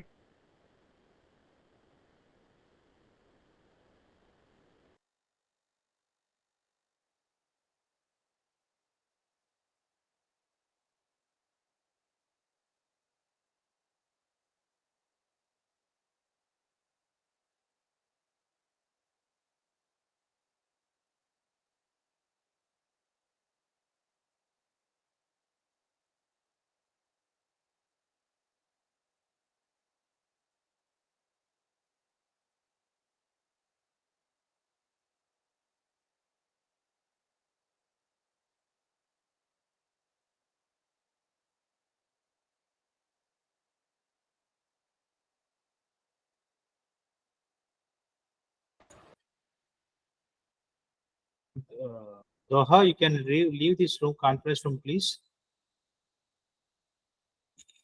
Okay, sir. Thank you. Your time is up. Okay. Thank you. What happened, Manisha, madam? Sir, Manisha madam left this session, sir. Maybe a network issue, I think so, because our video is also not enabled. Maybe let me wait for 5 minutes, sir, then we can go for next slide. Okay. Can we call next number, sir? No, no, no, no. Let me wait 5 minutes. Okay.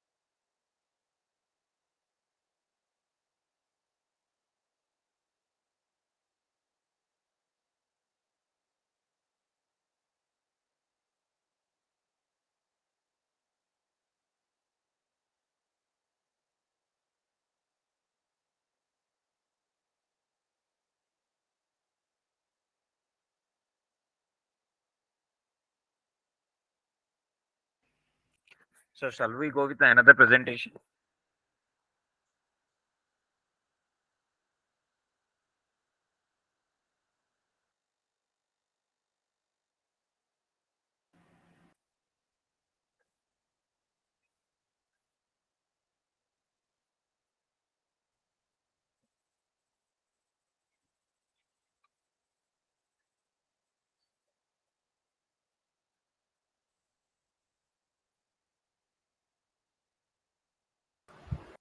Hello?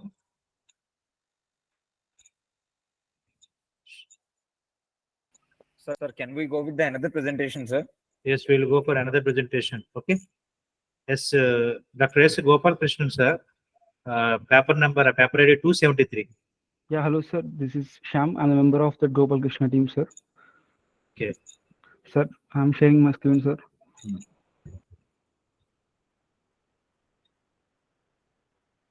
Who is Ram Mohan? Ram Mohan Rao. Sir, Who is is my screen visible, sir? Yes, your screen is visible. Who is Ram Mohan Rao? Sir, I don't know, sir.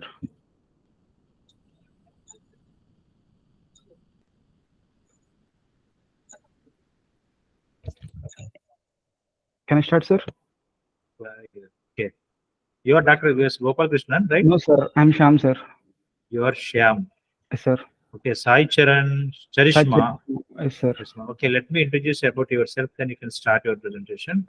Hello, sir. This is Sham. I'm from Beltech University, a fourth year student, pursuing my electronics and communication degree. A very warm welcome, sir. Our project title is A Novel Approach for Smart Irrigation Agriculture System based on Lorawan Technology in Agriculture Environment Monitoring System, sir. This is our project title, sir. Here will be the abstract of this project is as many farmers are facing problems regarding the cultivation, and they don't know the exact statics of the humidity value, temperature value, and sensors and moisture value of the field, sir.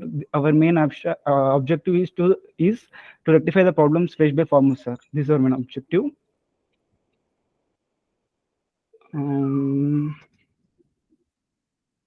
This is the model that we are using now, sir.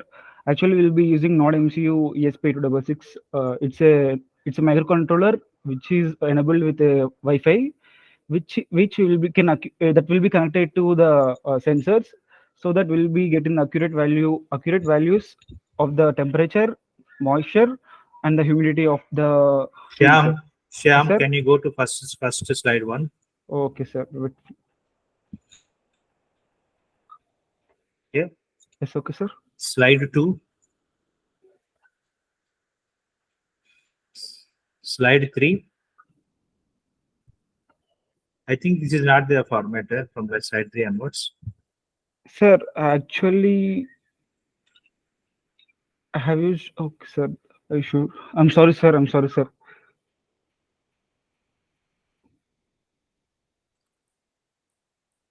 Sir, I will do it now, sir.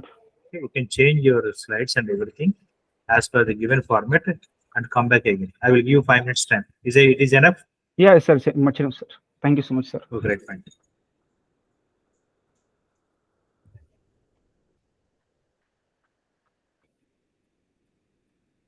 Who is Ram Mohan Rao?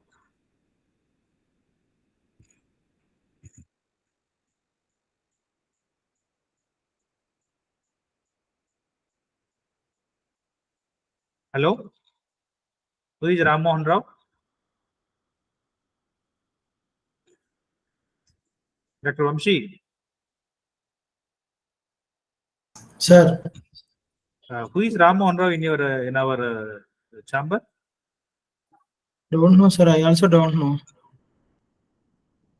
Maybe he's a team member. Team of this one, huh? Yeah. Team of this. At least he has to respond. Huh? Yes, sir. Can we go with the last presentation? Yes, sir. 262. 262. Sridhar?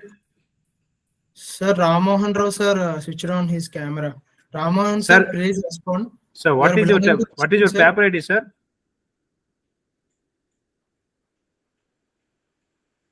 Ramon, sir. sir. Sir, good evening, sir. Sridhar, sir. Ramon Rao, sir, you muted your audio.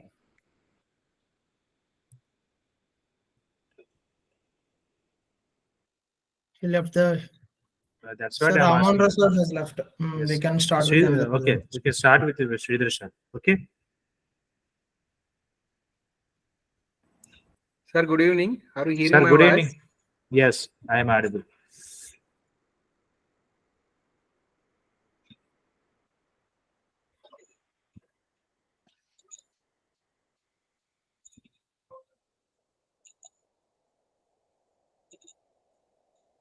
Sir, is my screen is visible, sir? Yes, visible.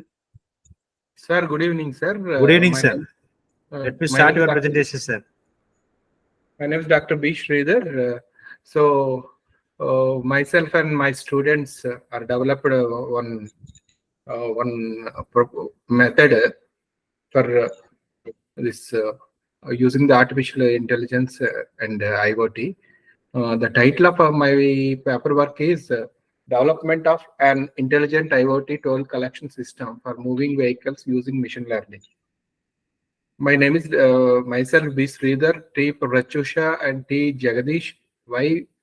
Swarna Deepika are my students.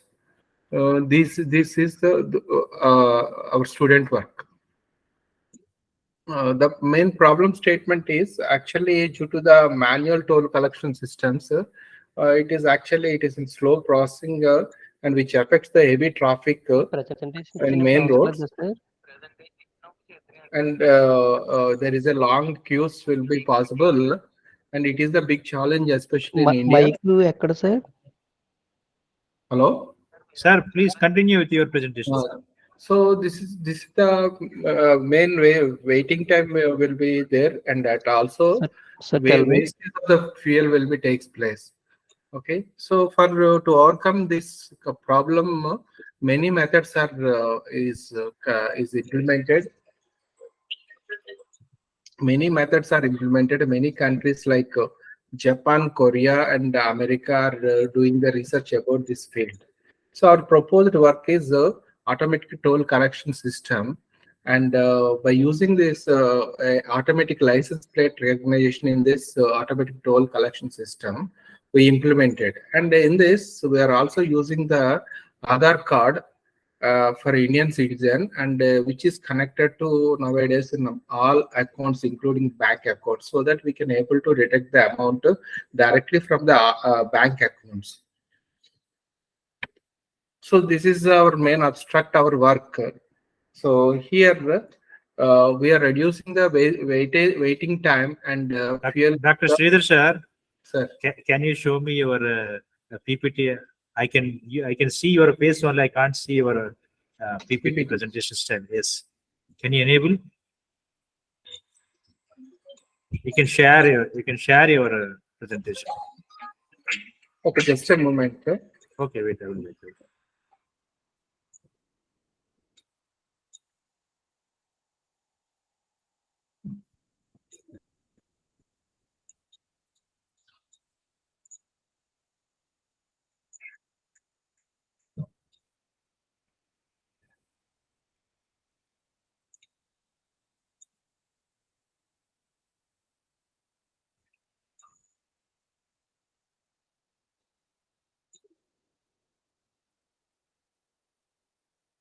No, visible, sir.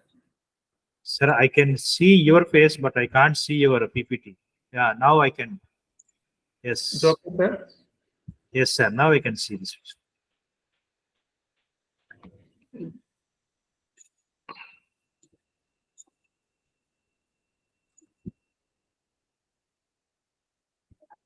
So this is my presentation. It is development of an intelligent IoT toll collection systems for moving vehicles using machine learning. Okay, so already I explained about my problem. Okay, so this is my abstract. This will be solve the highway problems by using the automatic number plate recognition technique. And in this number plate recognition technique, we are using the optical character recognition.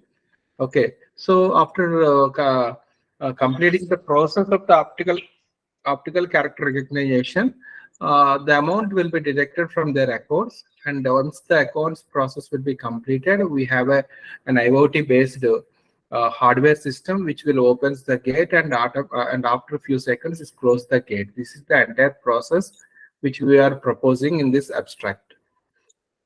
So our main objective is to improve the efficient toll collection and improving the speed of the toll booths and reducing the traffic congestion and improving the accuracy and reliability and enhance the security of the transferring the amount from deduction from the accounts towards the toll booth. So this is our proposed block diagram. So actually by using the cameras, we install the cameras in the toll booths. We will capture that video. In that video, we capture the image frame. From that image frame, we will extract the number plate. So in that number plate, we will convert the image into the grayscale image. After we will do some pre-processing techniques, and we'll remove the small particles like any noise is there, and we will apply some image processing techniques. Once the entire frame is a number plate is image frame is extracted, we will apply the optical recognition techniques to that number plate. And here optical character recognition technique, we are using convolution neural networks to convert that optical character into the text. So once the entire number plate is been converted into the text, we had the database. We will match that number to that our database number, which is already in the database. We stored those numbers with the Aadhaar card, and that will be connected to the amount deduction, everything. So once the number is matched with the database, we will indicate the user is identified. Okay, and we will start the toll collection from him. Okay, so we'll calculate the toll and we will deduct. So here, once in his account the sufficient amount is there, we will deduct the amount. Okay, if it is not sufficient amount is there, we will indicate and we will close the toll gate, and because the account is imbalance. Okay. After that, we will convert the system into the manual. So, sir, ekada? Ayyo, mana presentation? Okay. So in this process, processing techniques and character segmentation recognition technique introduced. Output we will do the amount detection, and once the amount is detected, we had a hardware. We will connect the hardware, IoT based system, and we will open the technical issue వచ్చింది. And నాలుగు పేపర్లు ఉన్నాయి నావి. Still ఖాళీలో ఉన్నాను. Here the main focus is in our work. అదే close చేస్తారేమో కదా, మరి ఏంటి? In that we are using the convolution neural network. Convolution neural network, and here లేదంటే మామూలు సునీల్కి ఇచ్చేమంటే ఇచ్చేమా. Convolution neural network, we have using the pre-processing techniques. In that filtering techniques, we are using the Sobel filters, canny edge detection, and Laplacian of Gaussian operator, and gradient based methods in the layers, convolution neural network layers. Okay, so once the layer will be completed, and these library files we have chosen from OpenCV. Okay, OpenCV. So finally our optical character recognition has done, and we will start the detection process. So this is the final steps. Our proposed work, we will start the process, and we will convert the image into gray level. After that, we will do the image equalization techniques, and we will improve the quality of the image, and we will apply the thresholding technique, and we will convert that image into the binary, and we will detect the edges of that image. And in that, we are using the noise reduction. If any noise is there, we will remove it, and we are doing the image cropping with the background of that number plate. We will be removed, and once optical character recognition technique is performed, the number plate Okay, number plate will be converted into the text. We'll compare that text with the database, and once the number plate is identified with the database, and we will check the amount, and if the amount is sufficient, we will be deducted, and otherwise, if amount is not sufficient, we will inform to him it is he is not having the insufficient balance, and we will close the gate. So this is the procedure in our proposed work.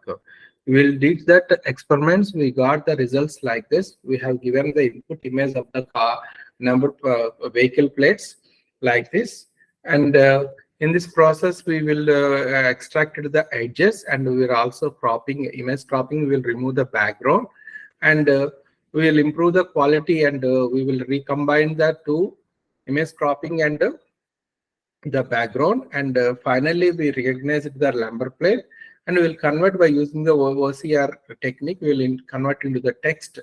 In the text, we had some database. In that, we introduced the number plates, and the amount which is existed in the bank. So once the process will be done and successfully we detect the amount. So here we'll displace the amount, how much amount is detected, and how much amount remain balance in their accounts. If it is insufficient, we will give you it is the insufficient balance amount in their accounts, and we will inform them, and we will close the gate, and automatically that process will be converted into the manual process. The fellow which is there in the toll gate, he will collect the amount manually. So this is our process, and we have done different experiments with the balance and without balance. Okay, with different experiments with those numbers already included in the database, and in first case we succeeded. After that, we have the exact balance is there. That is also we have did the experiment. Okay, so that is also succeed. And finally, insufficient balance also we experimented, and that insufficient balance also we are succeeded in our experiments. So we conclude that our proposed work is the efficient, one of the efficient work which will be useful to the nowadays in the toll gate collection systems. And this is the entirely, it is depends upon the image processing and convolution neural networks, that is the machine learning techniques, and the machine learning technique will improve the accuracy of the process, and also the speed. We will improve the speed of the toll collection, and we reduce the pollution and congestion in the toll gates. And will also the direction process will be done with the high security, and if anything will be going wrong in that toll gate, and immediately we will have information to the authorities, which will be take the necessary action. So this is the future development. Okay, so we will improve the high quality cameras, and we will use the different angles of the cameras, and we will focus the number plate, and we will improve the much more efficiency in the toll gates. Okay, only the problem is the installation of the camera is very important, and if the camera field of view is in the right way, and we can process will be completed and earlier, because that is entirely depends upon the processes depends upon the input image. If it is the camera installation is not proper, and it takes much more time to complete the process. Okay, so this is the future scope, and we will improve the high quality cameras. We will improve the efficiency of our proposed work. This is our references. Okay, thank you very much. Any queries, sir? Thank you, sir. Thank you for excellent presentation, excellent topic also. This is a real-time problem facing topics. So Yes, I have some queries. Yes, sir. Sir, what is nowadays people are using a fast tag. Yes, sir. Yes, sir. So can you explain the difference of why we are using fast tag? How your method will be helpful to in place of replacing a fast tag or equal to fast tag? Actually, the fast tag, it is already we have to install that app in our mobile system, and we have to add some amount to the fast tag. so that from the FASTag, it is a RFID based system. We have to put that tag on our vehicle. Okay, once the tag will be scanned and amount will be deducted. That is actually process. And whereas here our proposed work is entirely depends upon the image processing technique. So it is the first we will take the photograph the number plate, and after that using the machine learning technique, and we will do the process. And it will be directly connected to their bank accounts. There is no need to install an app for this purpose. Sir, second query. So what about insufficient funds are available in your bank account? How you can collect? How it will be? See that is the process we kept in our proposed work. If it is insufficient balance is there, okay, so automatically the message we will be indicated that there is insufficient balance, and this process will be converted into the manual process, so that once the manual process will be start, and there is the person, and he will collect the amount. Okay. Personally, manually, we have to collect. Okay. Okay, sir. Okay, sir. Thank you for your excellent clarification for one. Okay. Regarding remaining people, Dr. Mohanty. Thank you, sir. Thank you very much, sir, for your opportunity. Yes, sir. It's a good topic actually. Sir, can you go for your proposed work, sir, once? Okay.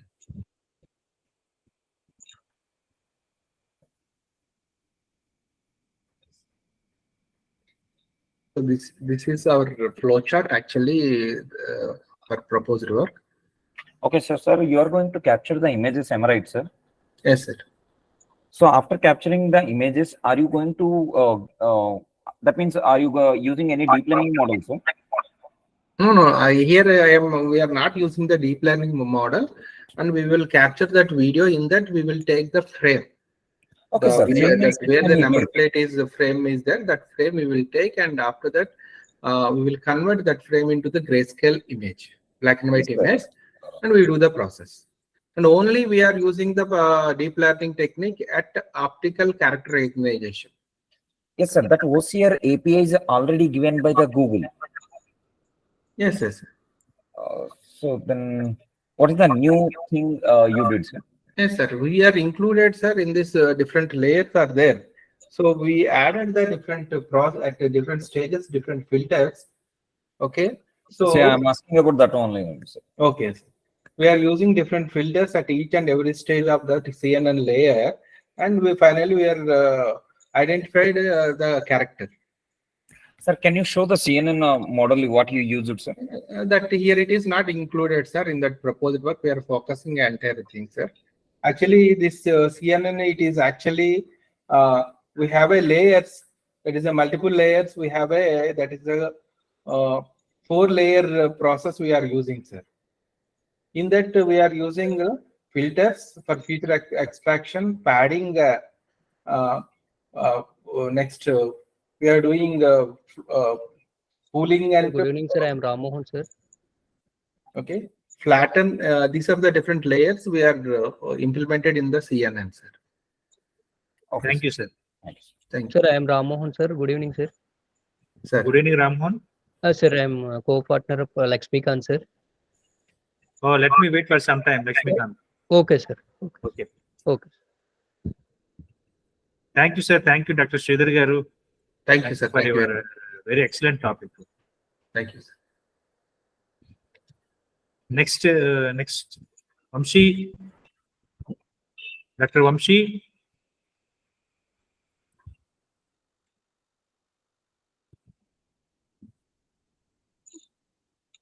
Manisha Chaudhary. Hi, sir. Yes, I think I lost the better. Am I audible now? Yes, I am audible, madam. What happened? Any network issues are there? Yes, the network lost in them, and I have presented the complete thing I became to right now. Okay. Shall we continue with your topic? Yes. What's your title, madam? Challenges and advancement in federal recommendation system. Okay. Should I present the screen?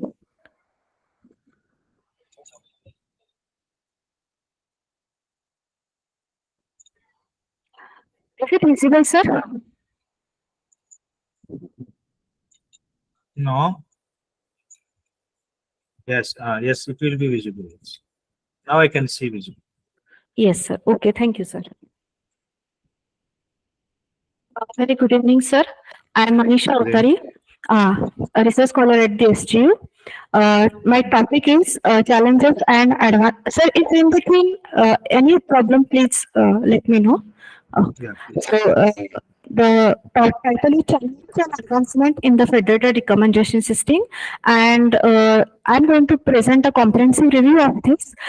Here I'm going to present the challenges in the federated recommendation system, the different types of recommendation systems under federated environment, the brief comparative analysis, and the privacy and security in the federated recommendation system, along with the communication efficiency and tools and frameworks. So, first we will understand what is the need of recommendation system in the market. Now, this particular recommendation systems are become the part of our day-to-day life. Okay, where we can say that the number of internet users along with the information available on the internet is increasing widely, or we can say that the tons of data is available with us, and during any purchase or during any browsing, we have to take the help of recommendation system, or we can say that the recommendation system is the first part of the information filtering, and these particular systems are responsible to filter the information and provide required necessary information to the user. Now, when providing this particular information to the user, the problem with the existing system is here that it requires a lot of data for the user. Am I audible, sir? Yes, Hello? audible, but madam, can you explain directly your model and the results and architecture? Yes, this is the review. The federated learning is the concept where we are not sending the data to the centralized server, but rather we are sending the models to the participants in the given model, given system, and all these participants are responsible to take that model and train these models based on their own data, and whatever the learn parameters are server.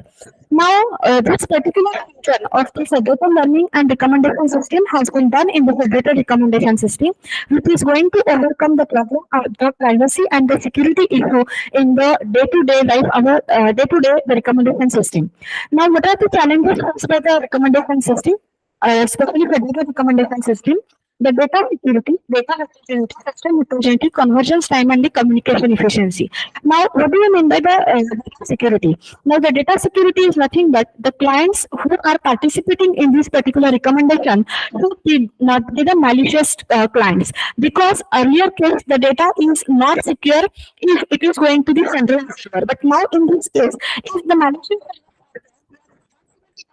in this training, they may train the model incorrectly and may result into the unwanted trained models. So that is the issue with the data security in the FRS. The data heterogeneity is in the generalized or distributed the data is Madam, yes, sir. Madam, can you show me your architecture and results? Sir, this is the review paper. So there is particular concept. So this is the architecture for the federated recommendation system based on the centralized. Now this is called as a hierarchical. This is called as the regional, where we have removed the concept of centralized directly, and this is the final, where we can say that the uncentralized distribution of the information, where all these devices are responsible for training and aggregating the trained models with each other. So these are the types of different federated recommendation based system. Now the next Can you show me results? Sir, results. Can you show me results? The results, sir. We have the discussion of different papers based on the federated recommendation system. What are the techniques have been used? What are the problems? What are the concepts we have discussed? And the comparative analysis with the different issues like the security, security in the federated recommendation system. All these things have been discussed in this paper, sir. Okay, madam. Thank you. Thank you for your presentation. Mohanty? Dr. Mohanty? Sir, yes, sir. Sir, do you have any clarity? Because the time is 8:45. Yes, Still sir. four more papers are left. So we need. We can proceed. Okay, sir. Thank you. Okay. Thank you. Hello, sir. Paper number 273. Who is paper number 273? Yes, sir. I'm ready with my presentation, sir. Who is paper number? What is your name? 273, sir. Sham. Just a minute. Sham. Gopalakrishnan. Okay. Yes, sir. Let me start your. Manisha, madam, you can leave this room. Continue, Sham. Yes, sir. Yes, sir. I'm sharing my screen. Sir, is it visible, sir? Yes. Sir, as I have explained earlier about our main objective and of our project, now let's go on to our prototype, sir. This is our prototype. This is our prototype model, sir. We will be using step-down transformer, rectifier circuit, and LCD to display the values of the result of the sensors, and we'll be using two sensors. Yes, sir. Sham, you did not explain about your topic and abstract at least. Sir. Directly, you are explaining about all the things. Sir, previously I have explained, sir. Previously, okay, that is okay. Number of papers have happened. Okay, sir. Okay, sir. Hello, sir. This is Sham. I'm fourth year student of Weltech University, Chennai. And our project ID is 273. Our title is A Novel Approach for Smart Irrigation Agriculture-Based System on Lorawan Technology and Agriculture Environment Monitoring System. Our main objective of this system is helping farmers for their helping farmers to increase the yield of every year by monitoring the temperatures, moisture, and humidity. This is our main objective, sir. In this, we'll be using we'll be using various sensors and microcontrollers. The main microcontroller we'll be using is NodeMCU ESP8266, which is a Wi-Fi enabled microcontroller. This will be connected to various components such as rectifier circuit, moisture sensor, humidity sensor, and LCD. This will be connected to various components, sir.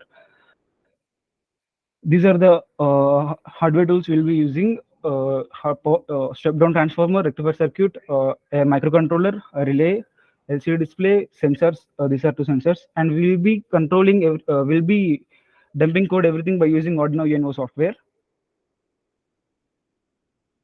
This is the prototype of our model, sir.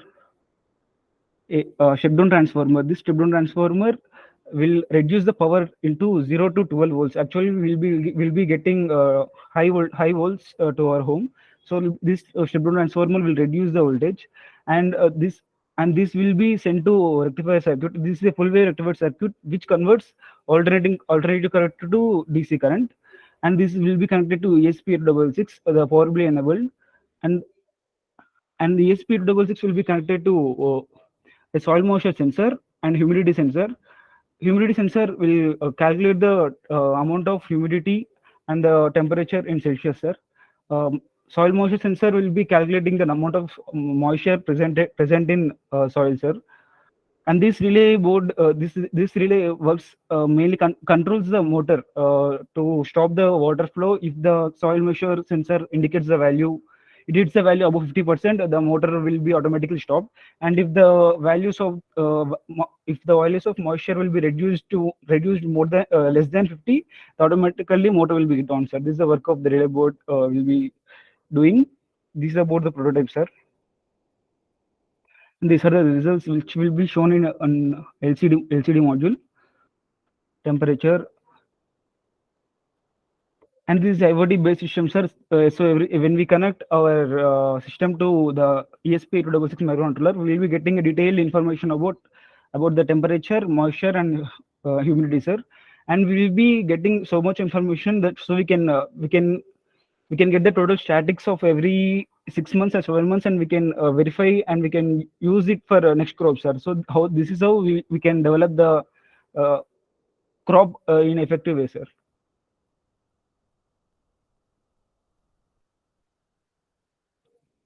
Thank you, sir.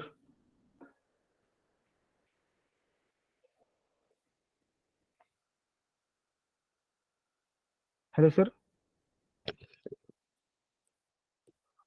Hello. Hello. Yeah, hello, sir. Yes, Shyam. So, if there is any existing works are there regarding this? Sir, the existing work is only up to the stopping and owning the motor only, sir. The existing Okay. work at present. Okay. So, you enhanced such work.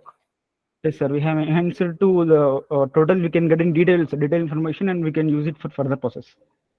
So, how you are going to store that information? Are you going to store that information, and are you going to use such information in future? Yes, sir. This Adafruit, it's an IoT system, sir. Okay. That we have to create an account and we have to connect it to ESP8266 microcontroller. Okay. It will be saved up to 6 months of information will be saved, sir. We have to download for every 6 months at what's the temperature, and we are planning our future scope is by training automatically the farmer will be knowing at what time he should give water, how much amount of water he should give. We are trying for this future scope. Okay. Okay, that's all for my now. Thank you, sir. Murli Mohan, sir?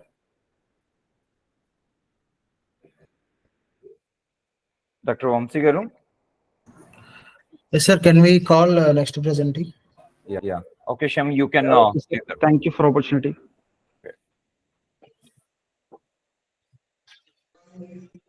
Yeah, now can I present my? Who is this? Yeah, I'm Hari Virat Nityam, and my article ID is 140. What is your paper ID? Paper ID is 140. So you update your PPT template? Yeah, I updated that. We can start presentation. Yeah, thank you.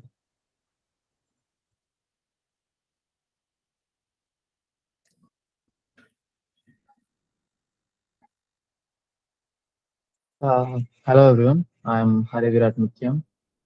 I'm pursuing my degree in Srinidhi Institute of Science and Technology. Present, I'm starting like a 4th year. And these 3 members, Manisha and Sheshu and me, we were the team. We combinedly working on comparative analysis and of a lung sac inflation.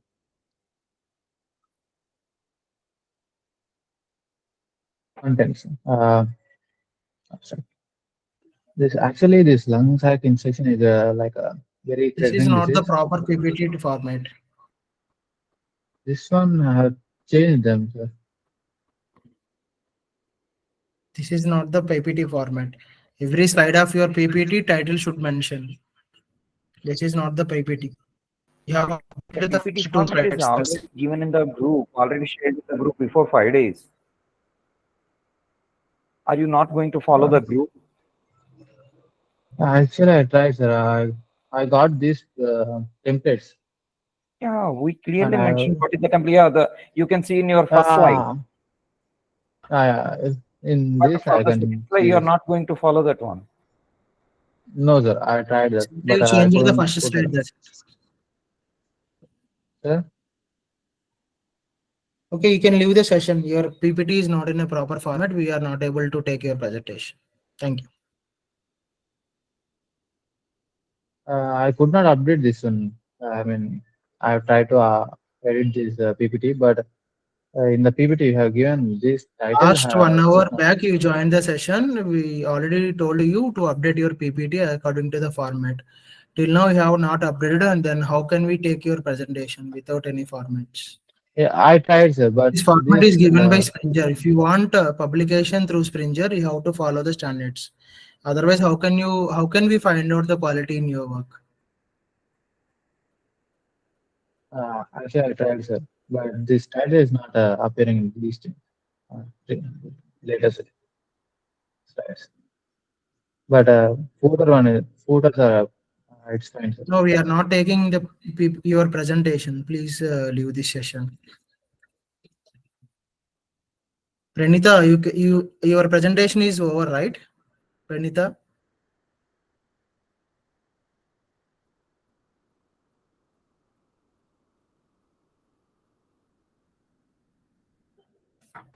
might not follow these template, but this product is somewhat useful. Renita, Sir. your presentation is over. Yes.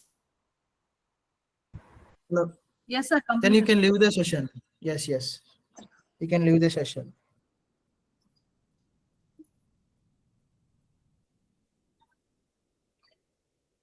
Any other are pending? Sir, I think 115 no, is sir. pending. Sir, P. Ramohan Rao, sir. Yeah, P. Ramohan Rao. Sir. Sir, What can is we your give paper time ID, to this sir? person? Sir, I will give you, sir.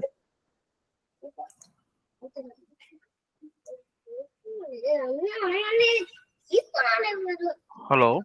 Sir. Sir, Sir, good evening, sir. Yeah, good evening. Sir, actually, I'm Ramohan, sir. Actually, my concept is medical data security with blockchain and artificial intelligence using SecureNet, sir. Okay. Actually, Sir, why Ramohan, we are 1 minute. Sir, Sir. actually, this is yesterday's paper. It's pending. Yes, sir. Yes, So sir. today he was presenting, sir. Paper number 115. I'm Yes, sir. one of the Noted, sir. co-author for this. Yeah. Yeah, noted, sir. Noted. Carry on, Ramohan. Sir. Sir, actually, why we are implementing this is while we are transmitting any information from one area to another area, definitely different hackers will hack the information. So how to protect the information means definitely we can use our blockchain and artificial intelligence using SecureNet. And nowadays it is plays very important role in IT industries.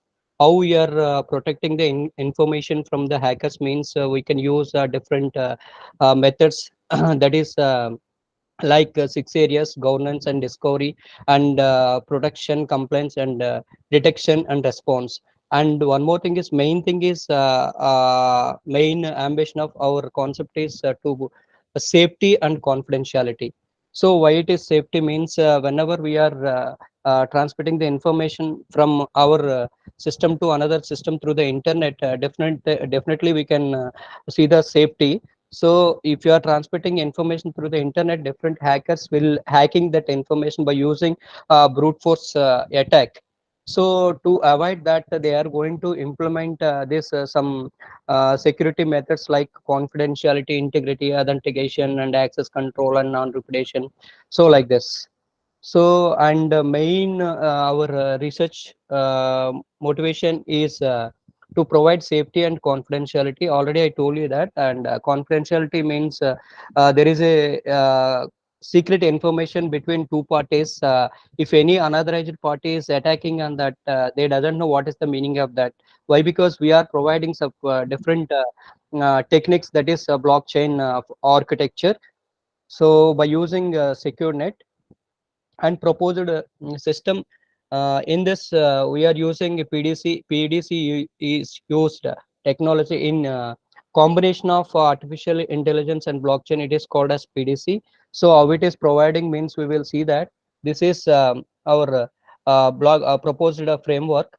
Here we are giving some information to the blockchain leader, and that is first we will check whether the parties are authorized parties or not. If it is authorized, we will give the access to that parties. Then they will access the permission from the server, and they will access the information. If it is not authenticated persons, we will not give any access to them.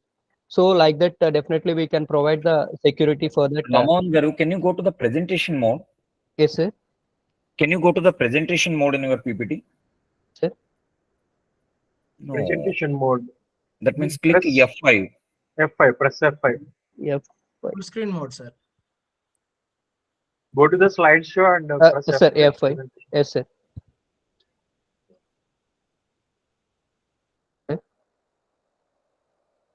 Have you done, Ramohan? Yes, sir. It's okay. Okay, Sir, It's visible. the main advantages of our concept is more secure for data and accurate means that is a real time it is mainly used in real-time applications, sir. It is highly effective and it is truthful. It is very simple to use. Anyone can use this. The cost is very less. And one more thing is proposed methodology is I am using Python programming language. Why I am using this Python programming language is means it is very easy to implement within short time. And Ramohan. Sure. Can you explain your model algorithm? Yes, sir. Show your architecture and model algorithm, Ramohan. Go to the Okay. slide. That architecture slide. It's not moving. Your slides are not moving. Architecture and results. Okay, sir. Who is Praveen Kumar? Sir, Praveen is 116. Is our co-author also. Okay. Pranita? Ramon, any difficulties?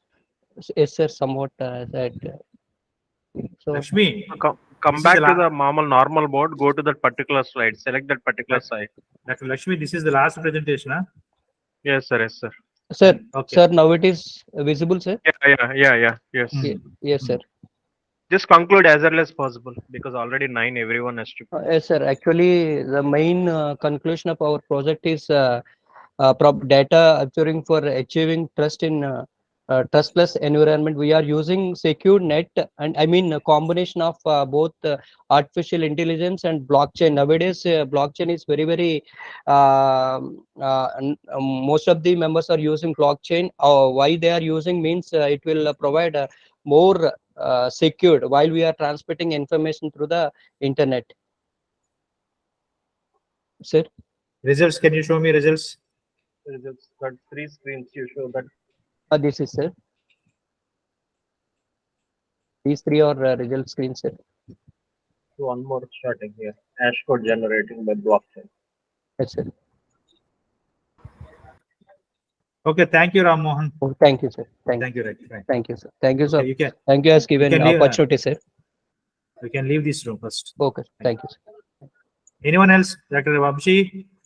Good evening, sir. Sir, This is no one is. Sir, one is Pranati is there. Pranita. Pranita, Yes, sir. Pranita, what is your paper ID? 95, sir. 95. Pranita, your presentation is over, right? Completed, sir. 95 is not in our list. No, sir. It is included by Boswabu, sir. He called me and he said to include in this session.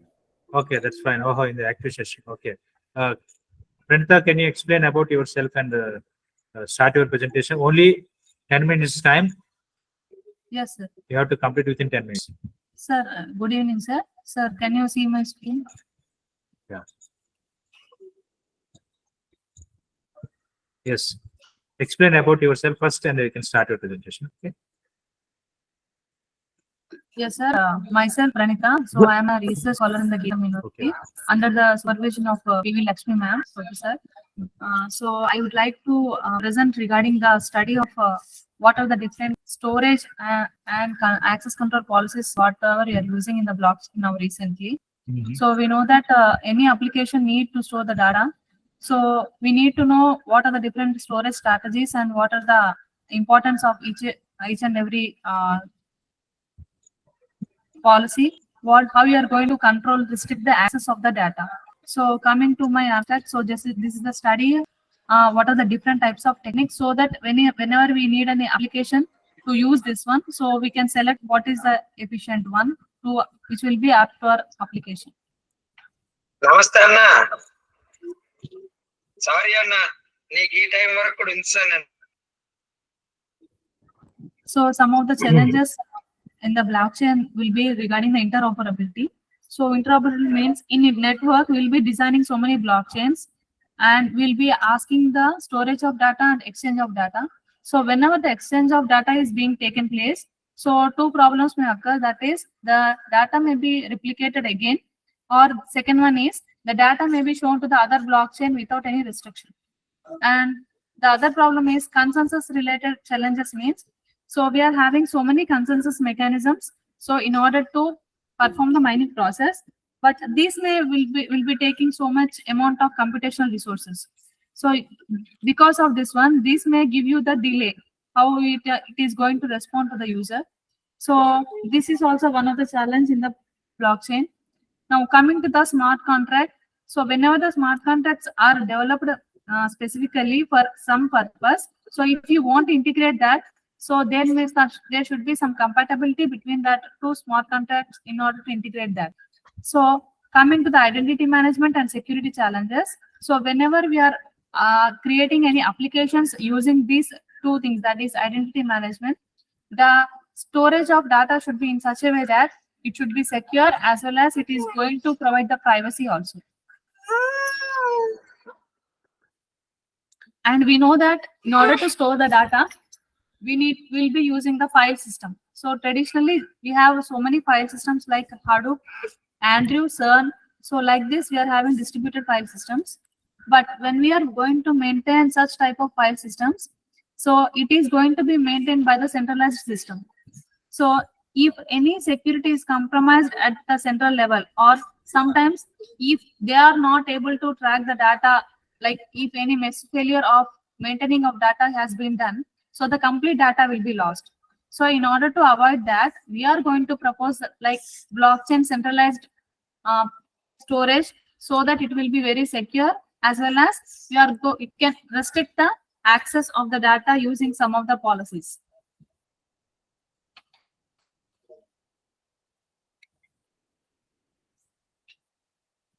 So these are some of the access control policies, where this would include the attribute-based selection, and we are going to create the access control policies using the extensible access markup language. So this is a very frequently used access control mechanism. So apart from this, after this one, so many researchers have proposed some of the mechanisms.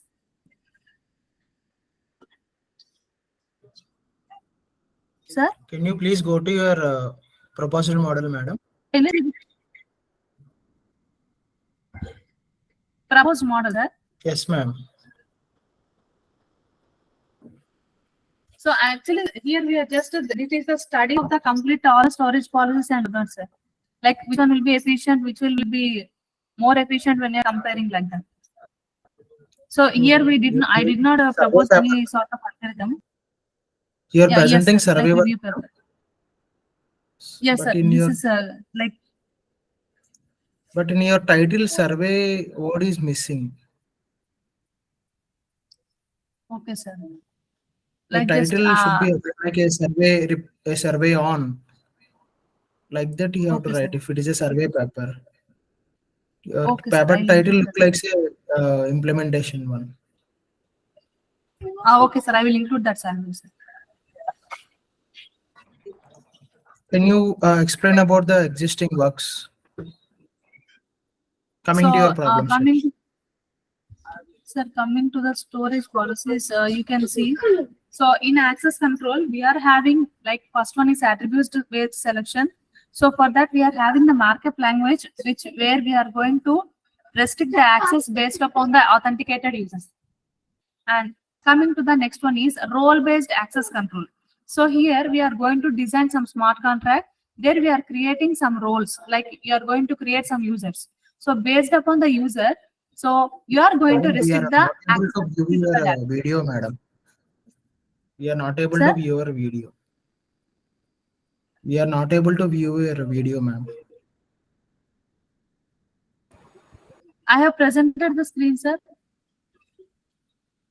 The screen is visible. Yes, switch on the camera. Switch on the camera. Okay, sir. Your camera. Yeah, you're supposed to be visible to everyone.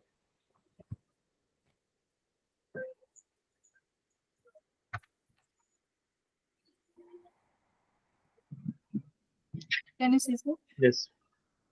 Yeah. Pranita, can you explain your architecture and results? Sir?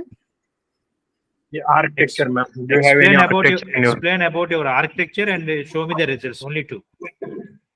Sir, actually, this is the study, sir. Like, I did not mention the review. Actually, this is the review paper. Like, I did not propose any new entity. So, before we are going to propose some architecture, we need to present the review paper, no, sir. So, this is the review paper. Which Oh, I am it's proposing. okay. It's a review paper. You should not mention So, anything. actually, I did not include that word, sir. I will include the word. The review paper you have to add.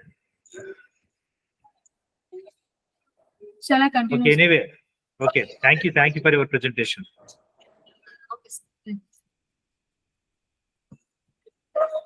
Thank you for the opportunity, sir. Thank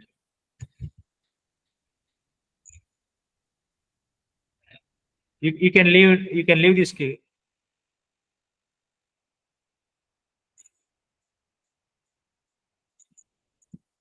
Anyone else? Sir, everyone is completed except 269, sir. 269. Yes, sir. Mihir Yanamandra. Absent. He's absent. Okay, he was.